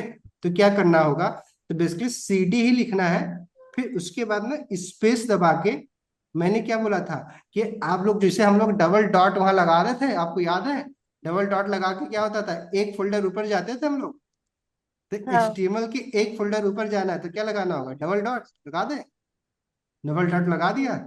देखो अब कहाँ पे आ गए हम लोग, front end front live and live में आ गए। हम्म याद करने की जरूरत नहीं है ना, डबल डॉट क्यों लगा रहे हैं, तो वहां पे जो पढ़ा नहीं होता है ना, तो जब यहाँ पर डबल डॉट, वो सब याद करते रहते हैं कि डबल डॉट क्यों लगा रहे हैं, सिंगल डॉट कब लगा रहे हैं, नहीं। तो डबल डॉट का मतलब समझ में आ रहा है कि हमें एक ऊपर जाना है, तो सिर्फ डबल डॉट से हम कितने ऊपर जा रहे हैं, सिर्फ एक डॉट ऊपर जा रहे हैं, नहीं एक एक फोल्डर ऊपर जा रहे हैं, ठीक है। हाँ अब क्या है हमें, अब इसमें देखना फ्रंट एंड में कितने फाइल और फोल्डर है, तो क्या कमांड चलाएं, ls चलाएं, हाँ इसमें भी देख एलएस लें कितना चलाइए टोटल है। ls 3 करते हैं तो फोल्डर देखो इसके अंदर क्या है, बेसिकली ls में क्या दिखा रहा है कि फ्रंट एंड में हमें क्या दिख रहा है, हमें CSS, HTML और जावास्क्रिप्ट का HTML 3 फोल्डर है, जावास्क्रिप्ट हम्म इसमें क्या है, 3 फोल्डर है। क्लियर। हम्म उस यही हाँ तो है, हमने हमने जो हमारा live HTML dash live class हमने किया है, उसमें हमने यही तीनों फोल्डर तो बनाया था, हम्म नहीं। अब हमें, लेकिन हमें क्या जाना है, हमें डेस्कटॉप पे जाना है, ठीक है। हाँ डेस्कटॉप पे जाने के लिए हमें क्या करना होगा, CD बताओ। Desktop CD, desktop double dot नहीं डेस्कटॉप नहीं, पीछे तो जाना है ना, ऊपर जाना है हमें, ललिता जी। तो हाँ स्लैश मतलब स्पेस दिया हमने, फिर क्या लगाएंगे, डबल हाँ dot, double double dot double dot ऊपर। डॉट तो एक तो फोल्डर ऊपर हम चले जाएंगे चले गए। हम्म अब हमें, हमने क्या देखा था, ऊपर जाने के लिए तो हम डबल डॉट लगाते थे नेविगेशन में, लेकिन हाँ किसी फोल्डर के अंदर जाना होता था तो हम स्लैश लगा लगा लगा लगा के चले जाते थे, नहीं। हम्म तो अब देखो, अब हमें ना एक ही बार में कहाँ पहुंचना है, HTML के पास पहुंचना है, ठीक है। तो हम क्या लिखेंगे, CD, चेंज कहाँ करना, सीधे अब एक एक नाम लिखते हुए नहीं जाएंगे, हम ये क्या करना है, एक ही बार में जाना है। तो अब हमें किसी के अंदर जाना है, तो शुरुआत कैसे करेंगे, जस्ट लाइक CD जहाँ पे है CD, अगर हमें डेस्कटॉप से किस में जाना है, लाइव क्लास वाले, लाइव वाले में जाना है, हमने किया लाइव, लाइव नहीं है, क्या है हाँ था हमारा, नाम क्या है, front end live front end ने, ठीक है। तो हमने F दबाया, फिर किया। अब टेप देखो किया यहाँ पे स्लैश अपने आप ऐड कर दिया इसने, तो अगर अभी यस इंटर नहीं कर दूंगा तो किस में जाएगा ये, फ्रंट एंड में, लेकिन फ्रंट हमें एंड में। एक ही बार में कहाँ पहुंचना है, एचटीएमएल के पास। अब फ्रंट एंड लाइव क्लास के अंदर हमने क्या बना रखा है, एचटीएमएल। तो HTML। स्लैश के बाद हम देते ही ना, उसके अंदर के फाइल में जाना है तो उसका नाम दे देते हैं। अब एचटीएमएल दबा रहे हैं जो कि एचटीएमएल का आ गया। अब अगर हमें एचटीएमएल की भी अंदर अगर किसी फाइल में जाना है, मान लो हमें इंडेक्स डॉट एचटीएमएल के अंदर जाना है, नहीं तो हम क्या करेंगे, उस फाइल का नाम दे दें इंडेक्स डॉट क्या HTML। है, एचटीएमएल। पर ये टैब करें, दबाने से नहीं आएगी? क्या हुआ, हमने, अरे जो हाँ आखिरी में आ आपने जाएगा इंडेक्स आ लिखा है जाएगा। ना। देखो लेकिन क्या लिख के क्या आया, लिख के कुछ आ रहा है, हाँ, छोटा है। Front end live HTML index dot HTML। Not चलो अ मैं इसको थोड़ा डायरेक्ट। सा ना कर रहा हूँ, आप बताओ क्या आ रहा है। ये नीचे देखो ना, जस्ट लाइक हमने ये कमांड चलाया, cd front end live class slash HTML slash index dot HTML, but नीचे तो इसने लिख दिया cd not a not directory a root. के front end live class slash HTML. ये क्या दिखा रहा है, ये जो हमने फाइल में हमें नेविगेट हमने कर दिया, पर cd क्या है, चेंज डायरेक्टरी चेंज करता है, फाइल में हमें नहीं नेविगेट करता है। क्लियर, और हम क्या पे कर दिए थे। तो अब हमें क्या है कि यार हमने इतना बढ़िया टाइप किया था, इतना बड़ा, अब फिर से हमें टाइप करना होगा। तो आप ना सिंपली क्या करना है, आपको फिर से टाइप नहीं करना, आपने अभी तक जितने टाइप किए हो कमांड ना, उस कमांड तक जाना है। तो सिंपली जो हमारा एरो का की होता है, अब मैंने अप वाला की दबा रहा हूँ, ठीक है, एरो की में जो हमारा हाँ। ऊपर वाला की है, अब उसको दबा रहा हूँ, ठीक है। तो देखो हमने लास्ट कमांड जो चलाया था, देखो आगे अपने आप लिखने की जरूरत नहीं हुई, नहीं। अब VS हम, कोड में ऐसे ही आता है। हाँ किसमें आता है, फिर VS कोड में जो हाँ हाँ टर्मिनल होता है आता ना, आता। अरे देखो बेसिकली क्या है ना, टर्मिनल आप पढ़ रहे हो तो बेसिकली मैक्सिमम चीजें ना हम यहाँ से वहां पे लेके गए हैं, ठीक है, वो एप्लीकेशन है, ठीक है। तो आप देखो हमें, हमने पढ़ा कि लास्ट कमांड, ये कमांड मेरा गलत था, क्यों, क्योंकि इसमें हमने फाइल में नेविगेट कर दिया था, बट हमें सीडी किस में नेविगेट करने का ऑप्शन देता है, फोल्डर में। तो हमारा जो सिंपल ये जो हमने लिखा था index dot H T M L, उसको हमने डिलीट कर दिया। अब हम सिंपल सिंपल कहाँ पे हमें नेविगेट करना है, एच टी एम एल तक ही करना है। तो HTML में। अगर अब मैं इंटर दबाऊंगा तो देखो हम कहाँ पे आ गए, सीधे एच टी एम एल पे आ गए, नहीं। तो अभी तक हमने कितने कमांड सीख लिए भाई, एक, लिखो कहीं, दो, कहीं लिखा आपने कितने कमांड सीखे। तीन, चार, बार। पाँच। पाँच।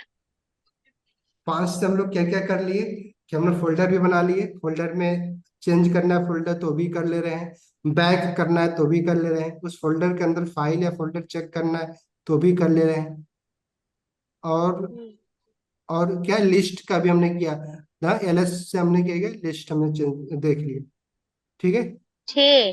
वो टच वाली भी है ना, हाँ एक टच, टच टच से हमने क्या किया, बनाने फाइल के लिए बनाना, फाइल फाइल बनाई। बनाई। कहो तो एक दो और बनाओ, बताऊं कमांड। ठीक है। अगर आप चाहो तो आप फोल्डर, अगर आप रिमूव करना चाहते हो, फाइल रिमूव करना चाहते हो तो भी सीख जाओ। कुछ नहीं करना, रिमूव के लिए आरएम लगाना, रिमूव, ठीक है। अब फाइल का नाम, अगर फाइल करना है तो आरएम लिख के फाइल का नाम, जैसे एग्जांपल अभी हम लोग एचटीएमएल में, एचटीएमएल के अंदर हमने 3 फाइल बनाई है, नहीं, about dot H T M L, index dot H T M L, contact dot H T M L. तो अब हमने एक रिमूव चलाते हैं, remove dot slash sorry space, फिर हमारा क्या है, कॉन्टैक्ट वाला जो हमारा फाइल है उसको हम क्या करना चाहते हैं, डिलीट डिलीट। करना है। तो हम कर दिए, आगे नाम आ गया देखो, रिमूव कॉन्टैक्ट हाँ। Dot H T M L. अब मैं इंटर दबा हाँ। रहा हूँ, दबा दें, हम्म। चलो अब हो गया। अब देखो, अब आप हम्म। HTML में देखें ना फाइल, फिर से चेक कर ले कि डिलीट हुआ है कि नहीं। तो क्या दबाना होगा, क्या हम्म। करना होगा, क्या टाइप करना होगा चेक करने के लिए। इसके लिए HTML के फोल्डर में। एलएस हाँ, वो लिस्ट LS पर लिस्ट। एलएस, एलएस क्यों LS। दबाना एलएस होगा, यस सिंपल। अब देखो इसमें क्या बचा, सिर्फ about dot H T M L और index dot H T M L, index dot contact dot H T HTML। M L गायब, नहीं।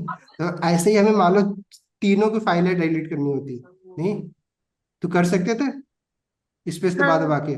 बट अगर अभी, अब हम चलते हैं ना एक एक डायरेक्टरी ऊपर चलते हैं, तो सीडी लिख के डबल डॉट लगाते हैं, डबल ठीक है। डबल डॉट तो कहाँ पे आ गए हम लोग, फ्रंट एंड लाइव क्लास में। लाइन। अब इसमें हमने 3 फोल्डर बनाया था, क्या क्या बनाया था, H T M L, HTML C CSS S S, JS। JavaScript yes, नहीं। और अभी हमने, भाई हमें HTML जावा, चलो CSS तो पढ़ेंगे भी, जावास्क्रिप्ट अभी तो पढ़नी है नहीं, डिलीट करते हैं जावास्क्रिप्ट, ठीक है, जो फोल्डर बनाया था। RM, तो क्या लिखेंगे, RM, RM, JS, हाँ JS, ठीक है, JS। कैपिटल yes, लिखा था कि स्मॉल लिखा था? स्मॉल था, नहीं स्मॉल था। कैपिटल था, कैपिटल था। चलो कुछ नहीं, LS लिख के कैपिटल। देख लेते हैं, क्या करें। हाँ LS, कैपिटल ही था, LS लिख ओपन दे, लिखा है। कैपिटल है, ठीक है, JS है हम्म, कैपिटल। अब हमें क्या करना है, इसको डिलीट करना। RM आपके हिसाब RM, से अभी क्या JS, था, JS नहीं। अब डिलीट कर रहे हैं, देखो क्या लिख के आ रहा है, पढ़ो। JS is the directory. Directory को यूज RM, नहीं करता है। हाँ ये RM कमांड ना है, डायरेक्टरी को नहीं करना होगा। तो इसके फाइल को लिए ना रिमूव हमें करता है। हमें ना, हाँ ये फाइल तो रिमूव कर देगा, बट फोल्डर रिमूव करने के लिए हमें इसको ना फ्लैग देना होगा। फ्लैग मतलब क्या होगा कि बेसिकली, हाँ आप इसको कर ही दो, हम श्योर करना अभी श्योर, क्योंकि फोल्डर के अंदर बहुत सारी फाइलें होती है ना, तो बहुत सारे क्या होता है कि आप एक बार डिलीट कर, क्योंकि रिकवर नहीं हुआ ना, तो इसीलिए यहाँ पे ना फ्लैग लगाना जरूरी हो जाता है कि आप ना मेंशन करिए कि हाँ सच में आप डिलीट करना चाहते हैं। तो हम यहाँ पे ना RM लिख के स्लैश, सॉरी स्पेस, हम क्या कर दें, आर, हमने फ्लैग दे दिया, ठीक है। फिर अब उसमें हमने क्या एस किया, लगा दी। JS कर दिया, ठीक है। अब करें हम क्या कर रहे हैं, डिलीट हो गया, कमांड आ गया, हाँ सही है। अब चेक हाँ, कर लें कि डिलीट हुआ कि नहीं। LS, LS दबा रहे हैं, देखो JS खत्म, हम्म, JS नहीं दिख रहा है ना। तो सर ये क्या क्यों है, लगाया है? अब हम जो फ्लैग देते हैं ना, बेसिकली क्या है कि हम उसको ना, उसी कमांड को हम ये श्योर कर रहे हैं कि हाँ सच में रिमूव करना चाह रहे हैं, मतलब उस कमांड को ना जस्ट और भी स्पेसिफाई, जैसे हम एलिमेंट लिखते थे, उसमें हम जब एट्रीब्यूट देते थे, उसको हम और भी स्पेसिफाई करते थे, एट्रीब्यूट देने का मतलब क्या था। तो वैसे इस कमांड को ना हम और भी अच्छे से स्पेसिफाई कर रहे हैं कि नहीं, हम सच में डिलीट करना चाह रहे हैं, क्योंकि फोल्डर के अंदर ना हम्म, कई सारे फाइलें हो सकती है। तो फोल्डर फाइल के कंपेयर में ज्यादा इंपॉर्टेंट है, नहीं। फाइल में क्या होगा, उसी फाइल का डेटा डिलीट होगा, बट एक फोल्डर में कई सारे फाइलें होती है, अगर आप फोल्डर ही डिलीट कर दे रहे हो, कभी मान लो आप करना चाह तो हाँ, रहे हो file, but by the way RM लिखा है आपने, और दोनों का एक ही कमांड होगा, आप फाइल भी उसी से डिलीट कर रहे हो, फोल्डर भी कर रहे हो, तो हम्म, कभी आप करना चाह रहे हो फाइल डिलीट, लेकिन कभी हो जाएगा फोल्डर डिलीट। तो इसीलिए हाँ, उसी कमांड को थोड़ा सा चेंज करके, अब इसलिए और भी उसको स्पेसिफाई करने के लिए R फ्लैग उसमें देना पड़ जाता है, ठीक है। और ऐसे ही ना आप बहुत सारे चीजों पे आप देखेंगे कि R फ्लैग दिया जाता है, ठीक है। तो अगर मान लो अभी मैं आपको दे रहा हूँ, आपको लग रहा हो मैं भी तो कहीं से पढ़ा ही होगा, आप पढ़ना चाहो तब डाकू कमांड लाइन का ये किसी वेबसाइट पे भी जाके पढ़ सकते हो। अदरवाइज ना हम्म, आप कुछ मत करो, अगर आपके पास टाइम होता है ना, तो एक और कमांड याद कर लो, क्या, मैन। क्या करना है, मैन, मैन फॉर मैनुअल, ठीक है। अगर आप याद करने का तरीका, तो मैन फॉर मैनुअल, ठीक है। मैनुअल क्या होता है कि किसी भी चीज का मैनुअल जानना चाहते हैं कि बेसिकली कैसे क्या क्रिएट किया गया, ठीक है। तो आप ना अगर जिस भी कमांड के बारे में पढ़ना चाहते हो, क्या क्या चीजें करता है वो कमांड, ठीक है। जैसे अभी हमने CD आपको लिखा था, CD का मतलब क्या होता है, चेंज डायरेक्टरी। तो ये क्या करता है, डायरेक्टरी चेंज करता है, मैंने आपको बोल दिया, बट आप पढ़ना चाहते हो, मैन लिख के हमने क्या लिख दिया, उस कमांड का नाम क्या लिख दिया हमने, CD, ठीक है। CD, करें, आप देखो क्या हाँ, आता है, देख रहे हो, ये सारा आपके पास ओपन हो गया। अब ये क्या कर रहा है ना, सब कुछ आपको बता रहा है कि CD बेसिकली करेगा क्या, ठीक है। आप चाहो तो इसके ना डिस्क्रिप्शन में जो भी चीजें दिया है, आप उसको पढ़ो, ठीक है। तो हम्म, आप पढ़ने का तरीका मैं आपको बता रहा हूँ, कैसे पढ़ना क्या है। CD हमने बोला था, इसका डिस्क्रिप हमने कमांड लाइन पे CD चलाया, बिल्ट इन कमांड, डिस्क्रिप्शन इसमें,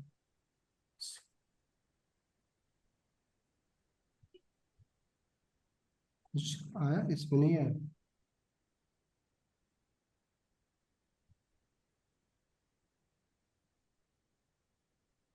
आप लोग भी यूज करो, अभी हमारे साथ यूज कर रहे हो कि बस सुन सुन रहे हो, देख रहे हो, सर मेरा चल नहीं रहा है, मैं यूज तो नहीं चल रहा है।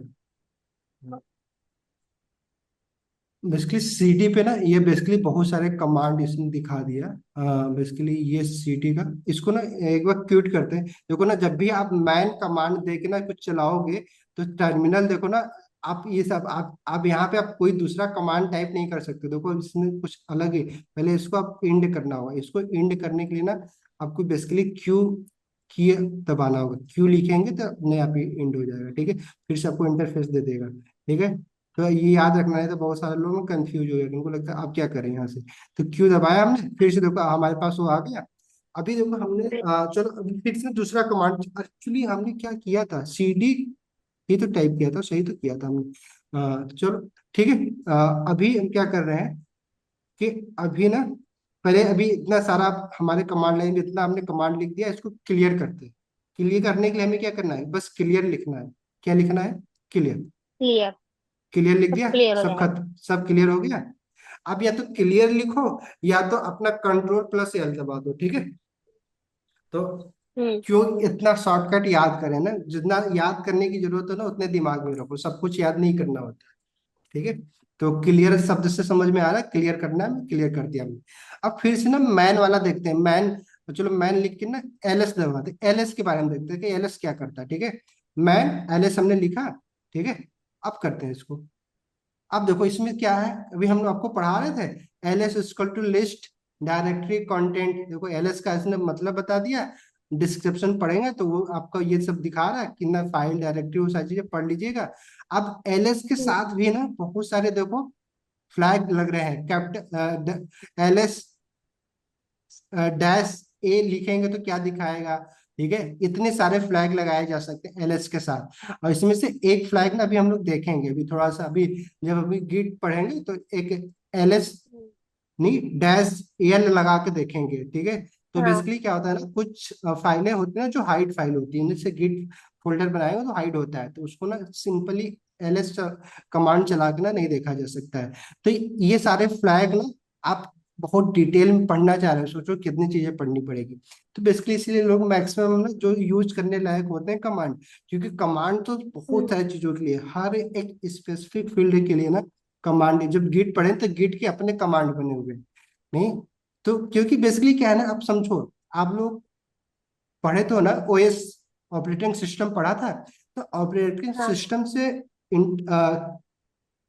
इंटरेक्ट करने के लिए हमारे पास दो ऑप्शन, या तो हम जस्ट लाइक हमारे पास जो जी यू आई है, सिंपल हाँ। ग्राफिकल यूजर इंटरफेस है, या उसके थ्रू हम्म। एक यूजर इंटरेक्ट कर सकता है, या तो कमांड लाइन से। तो कमांड लाइन हम्म। ना आपको बेसिकली बहुत सारे कमांड ऐसे होते हैं जो कि आपको ग्राफिकल यूजर इंटरफेस से ना आपको नहीं मिलता है, ठीक है। तो आप हम्म। कमांड लाइन से आप बहुत इजीली अपने ओएस से इंटरेक्ट कर सकते हैं। तो हम जो अभी आपसे बोल रहे हैं हम्म। कि हम एल चलाएंगे, ठीक है। एल लिखेंगे हम लोग, एल एस हम्म। फ्लैग एल लगा के देखेंगे, फिर उसमें आपको क्या दिखता है। आप चाहो तो इसके बारे में पढ़ना है तो पढ़ो, बाकी नहीं तो नहीं, इतना दिमाग लगाना है तो आप क्या कर सकते हो कि आप जो मैं बता रहा हूँ कर लो। अदरवाइज आप इस चीज को पढ़ोगे, फिर लास्ट में देखो यहाँ पे सब दिखा रहा है, इसके ना एग्जाम्पल भी दिया है इसी में, कि आपको कहीं और हम्म। जाने की जरूरत नहीं है। आप देखो यहाँ दिया है एल एस क्या कर रहा है। सिंपल, अगर इधर list the content of the content current working directory in the long format, ठीक है। तो एल एस हाइफन एल लगाया हमने तो क्या है, तो ये लॉन्ग फॉर्मेट में आपकी डायरेक्टरी को दिखा रहा है, ठीक है। आप इसको हर चीज को ना आप जाके प्रैक्टिस करिए। एग्जाम्पल दिया है, अगर आप एक आध दो ये जैसे एल एस लगा के एल आई ओ एफ जो दिया है, अगर आप पढ़ना चाहते हैं तो पढ़िए, क्योंकि इतने कमांड है, इतने पढ़ने की जरूरत भी नहीं है। बट अगर आप जस्ट लाइक आप क्यूरियस है, आपके पास टाइम ही बच रहा है, जैसे कि हम देखो मेरे पास 10 काम है, आपके हम्म। पास अगर एक ही काम है और बहुत डिटेल में आप पढ़ना चाह रहे हैं, मैंने क्या बोला कि अभी आपके पास, मैंने इसलिए बोला था ना, जितना पढ़ाया जा रहा है ना उसको तुम जितना डिटेल में पढ़ सकते हो पढ़ो।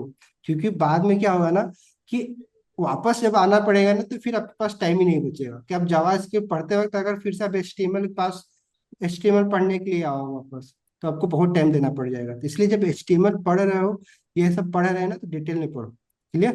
तो अभी हमने, आई थिंक अब हमें यहाँ से बाहर जाना है। क्या दबाना होगा, कैसे बाहर जाएंगे, क्यों? क्यू, क्यों? ठीक है। आगे अभी हमने इतना कमांड देख लिया कि अब हम लोग ना अपना प्रोजेक्ट कमांड लाइन से शुरू कर सकते हैं, बना सकते हैं। क्लियर? हम्म। मन तो कर रहा था आधा घंटा और पढ़ाए, लेकिन छोड़ो 11 बज जाएगा, आप लोग परेशान हो जाओगे। मैं बट चल अगली बार, रहा हूँ। अगली बार क्या करेंगे कि अब हम लोग ना HTML हमने फोल्डर बना ही दिया, फाइल बना दिया, इसी चीज को ना इस ऐसे फोल्डर फाइल में हम लोग करेंगे। बट अब क्या करेंगे हम कि अगली क्लास में सबसे पहले हम लोग ना गिटहब पे रिपोजिटरी बनाएंगे, ठीक है, और प्लस अपने इसी फोल्डर में पहले गिट इंस्टॉल करेंगे, ताकि अब इसमें हम जो भी काम करें, ठीक है, वो चीजें हम अगर मान लो 10 दिन बाद, 15 दिन बाद, या फिर जब हमारा HTML और CSS खत्म हो जाए, तो हम आके ना चेक कर सके कि हम लोग पहले दिन क्लास लिए थे, कोड शुरू किए थे तो क्या लिखे थे, फिर दूसरे दिन क्या लिखे थे, ठीक है। और प्लस उसी में हम क्या करेंगे कि आपको ना, क्योंकि गिट पढ़ ही रहे हैं, उसमें ब्रांचिंग भी आपको सिखा देंगे। तो गिट हम्म। जो हमारी प्रोफाइल होगी, वहां से ना उसको क्लोन करिएगा अपने लैपटॉप में, फिर उसमें ना सब लोग जो भी अपने हिसाब से कोड लिखिएगा, ठीक है। टास्क हर दिन का दिया हम्म। जाएगा, आप क्या करेंगे, आप अपने हिसाब से काम करिएगा, फिर वो ना जो भी काम करेगा हमें दिखता रहेगा कि कौन कितना काम किया है, क्या ऐड किया है, ठीक है। और सब लोग देख सकते हैं उसको, क्योंकि हम टीम में उसको ऐड कर देंगे। कोलेबरेशन इसी को बोलते हैं। मैंने अभी तक आपको क्या बताता आ रहा कि हमें कंपनी में ऐसे ही काम करना होता है, वहाँ एक ही प्रोजेक्ट पे ना 50 लोग काम कर रहे होते हैं, तो बिना गिट एंड हम्म। गिटहब के जानकारी के आप वहाँ पे जाएंगे नहीं। और सोचो, लोग 2-2 साल से ना वेब डेवलपमेंट सीख रहे होते हैं, उनको ना गिट एंड गिटहब ही नहीं आता। उनसे बोलो कि गिटहब पे कोई प्रोफाइल बनाया है अपना, और कोई है, बोलेंगे नहीं, क्योंकि सब अभी सब हमारा लोकल में ही है।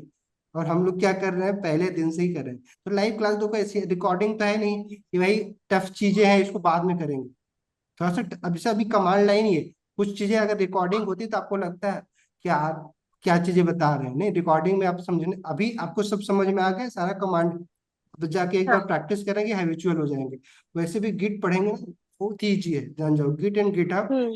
2 क्लास के अंदर अंदर ना आप गिट एंड गिटहब पे 90% काम कर रहे होंगे, गिट एंड गिटहब से रिलेटेड ना। आप किसी को बोल ओके। सकते हैं कि मुझे गिट एंड गिटहब बहुत अच्छे से आता है ना, मतलब हम्म। आपकी पास एक स्किल्स हो जाएगी जो कि किसी के हम्म। कंपेयर में काफी अच्छी होगी, ठीक है।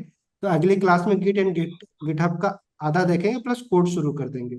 क्लियर? ओके। ओके चलो। सर। और बाकी अभी चलो ऐसा नहीं, अच्छा आप लोग करते क्या, HTML की प्रैक्टिस नहीं करते हो? देखो, आप सब कुछ मेरे ऊपर ही मत छोड़ देना कि मैं आपको ना सारे टैग की प्रैक्टिस करवाऊंगा। मुझे सिर्फ एक बार मैक्सिमम कोड की ना HTML एलिमेंट का प्रैक्टिस हम्म। करवाऊंगा। ये मत सोचना कि मैं आपको ना सारे एलिमेंट का ना एक एक करके प्रैक्टिस करवाऊंगा। बेसिकली हम एक प्रोजेक्ट बनाएंगे, वही उसमें जितना हाँ। चीजें यूज हो जाएगी हो जाएगी ना। आप सिंपल, ओके। थोड़ा सा आपको भी काम करना है, इसीलिए जितना ओके। आप भी जाकर पढ़ते रहो, ठीक है। हम्म। ऐसा नहीं कि क्लास खत्म तो आप एक दिन गैप है तो सर बात नहीं कर रहे हैं तो हम भी आराम करें, फिर अगले दिन का इंतजार कर रहे हैं क्लास का। ऐसा मत करना, पढ़ना, ठीक है। ओके। चलो मिलते हैं अगली क्लास में ना। और इसकी प्रैक्टिस करना, कमांड लाइन पे जाके ना खूब फाइल फोल्डर बनाओ, इसी से नेविगेट करिए, जितना फिर बाद में डिलीट कर देना, क्या दिक्कत है। तो जितनी प्रैक्टिस करना है, ओके। इस वीडियो के इस पार्ट को देख देख के प्रैक्टिस करिएगा। क्लियर? Okay sir. मैं भेज सर दूंगा मेरा वीडियो चल को। नहीं रहा है। क्या नहीं चल रहा है? सर वही डेस्कटॉप पे जो फोल्डर वगैरह आप बना रहे हैं ना, हाँ, चलो आप एक मेरा काम आए करना ना, नहीं। आप ऐसे करना, ठीक है, जिसका अगर मान लो टर्मिनल नहीं यूज हो रहा है वैसे, तो आप BS कोड खोलना, BS कोड में कोई भी फाइल हाँ, अभी अपना होता है। एक, यहाँ पे भी तो टर्मिनल है हमारा। जैसे एग्जांपल के लाइव क्लास हमने यहाँ बनाया, इसको हमने ओपन किया, आप यहाँ पे ना आप यहाँ के टर्मिनल को खोल देना, ठीक है।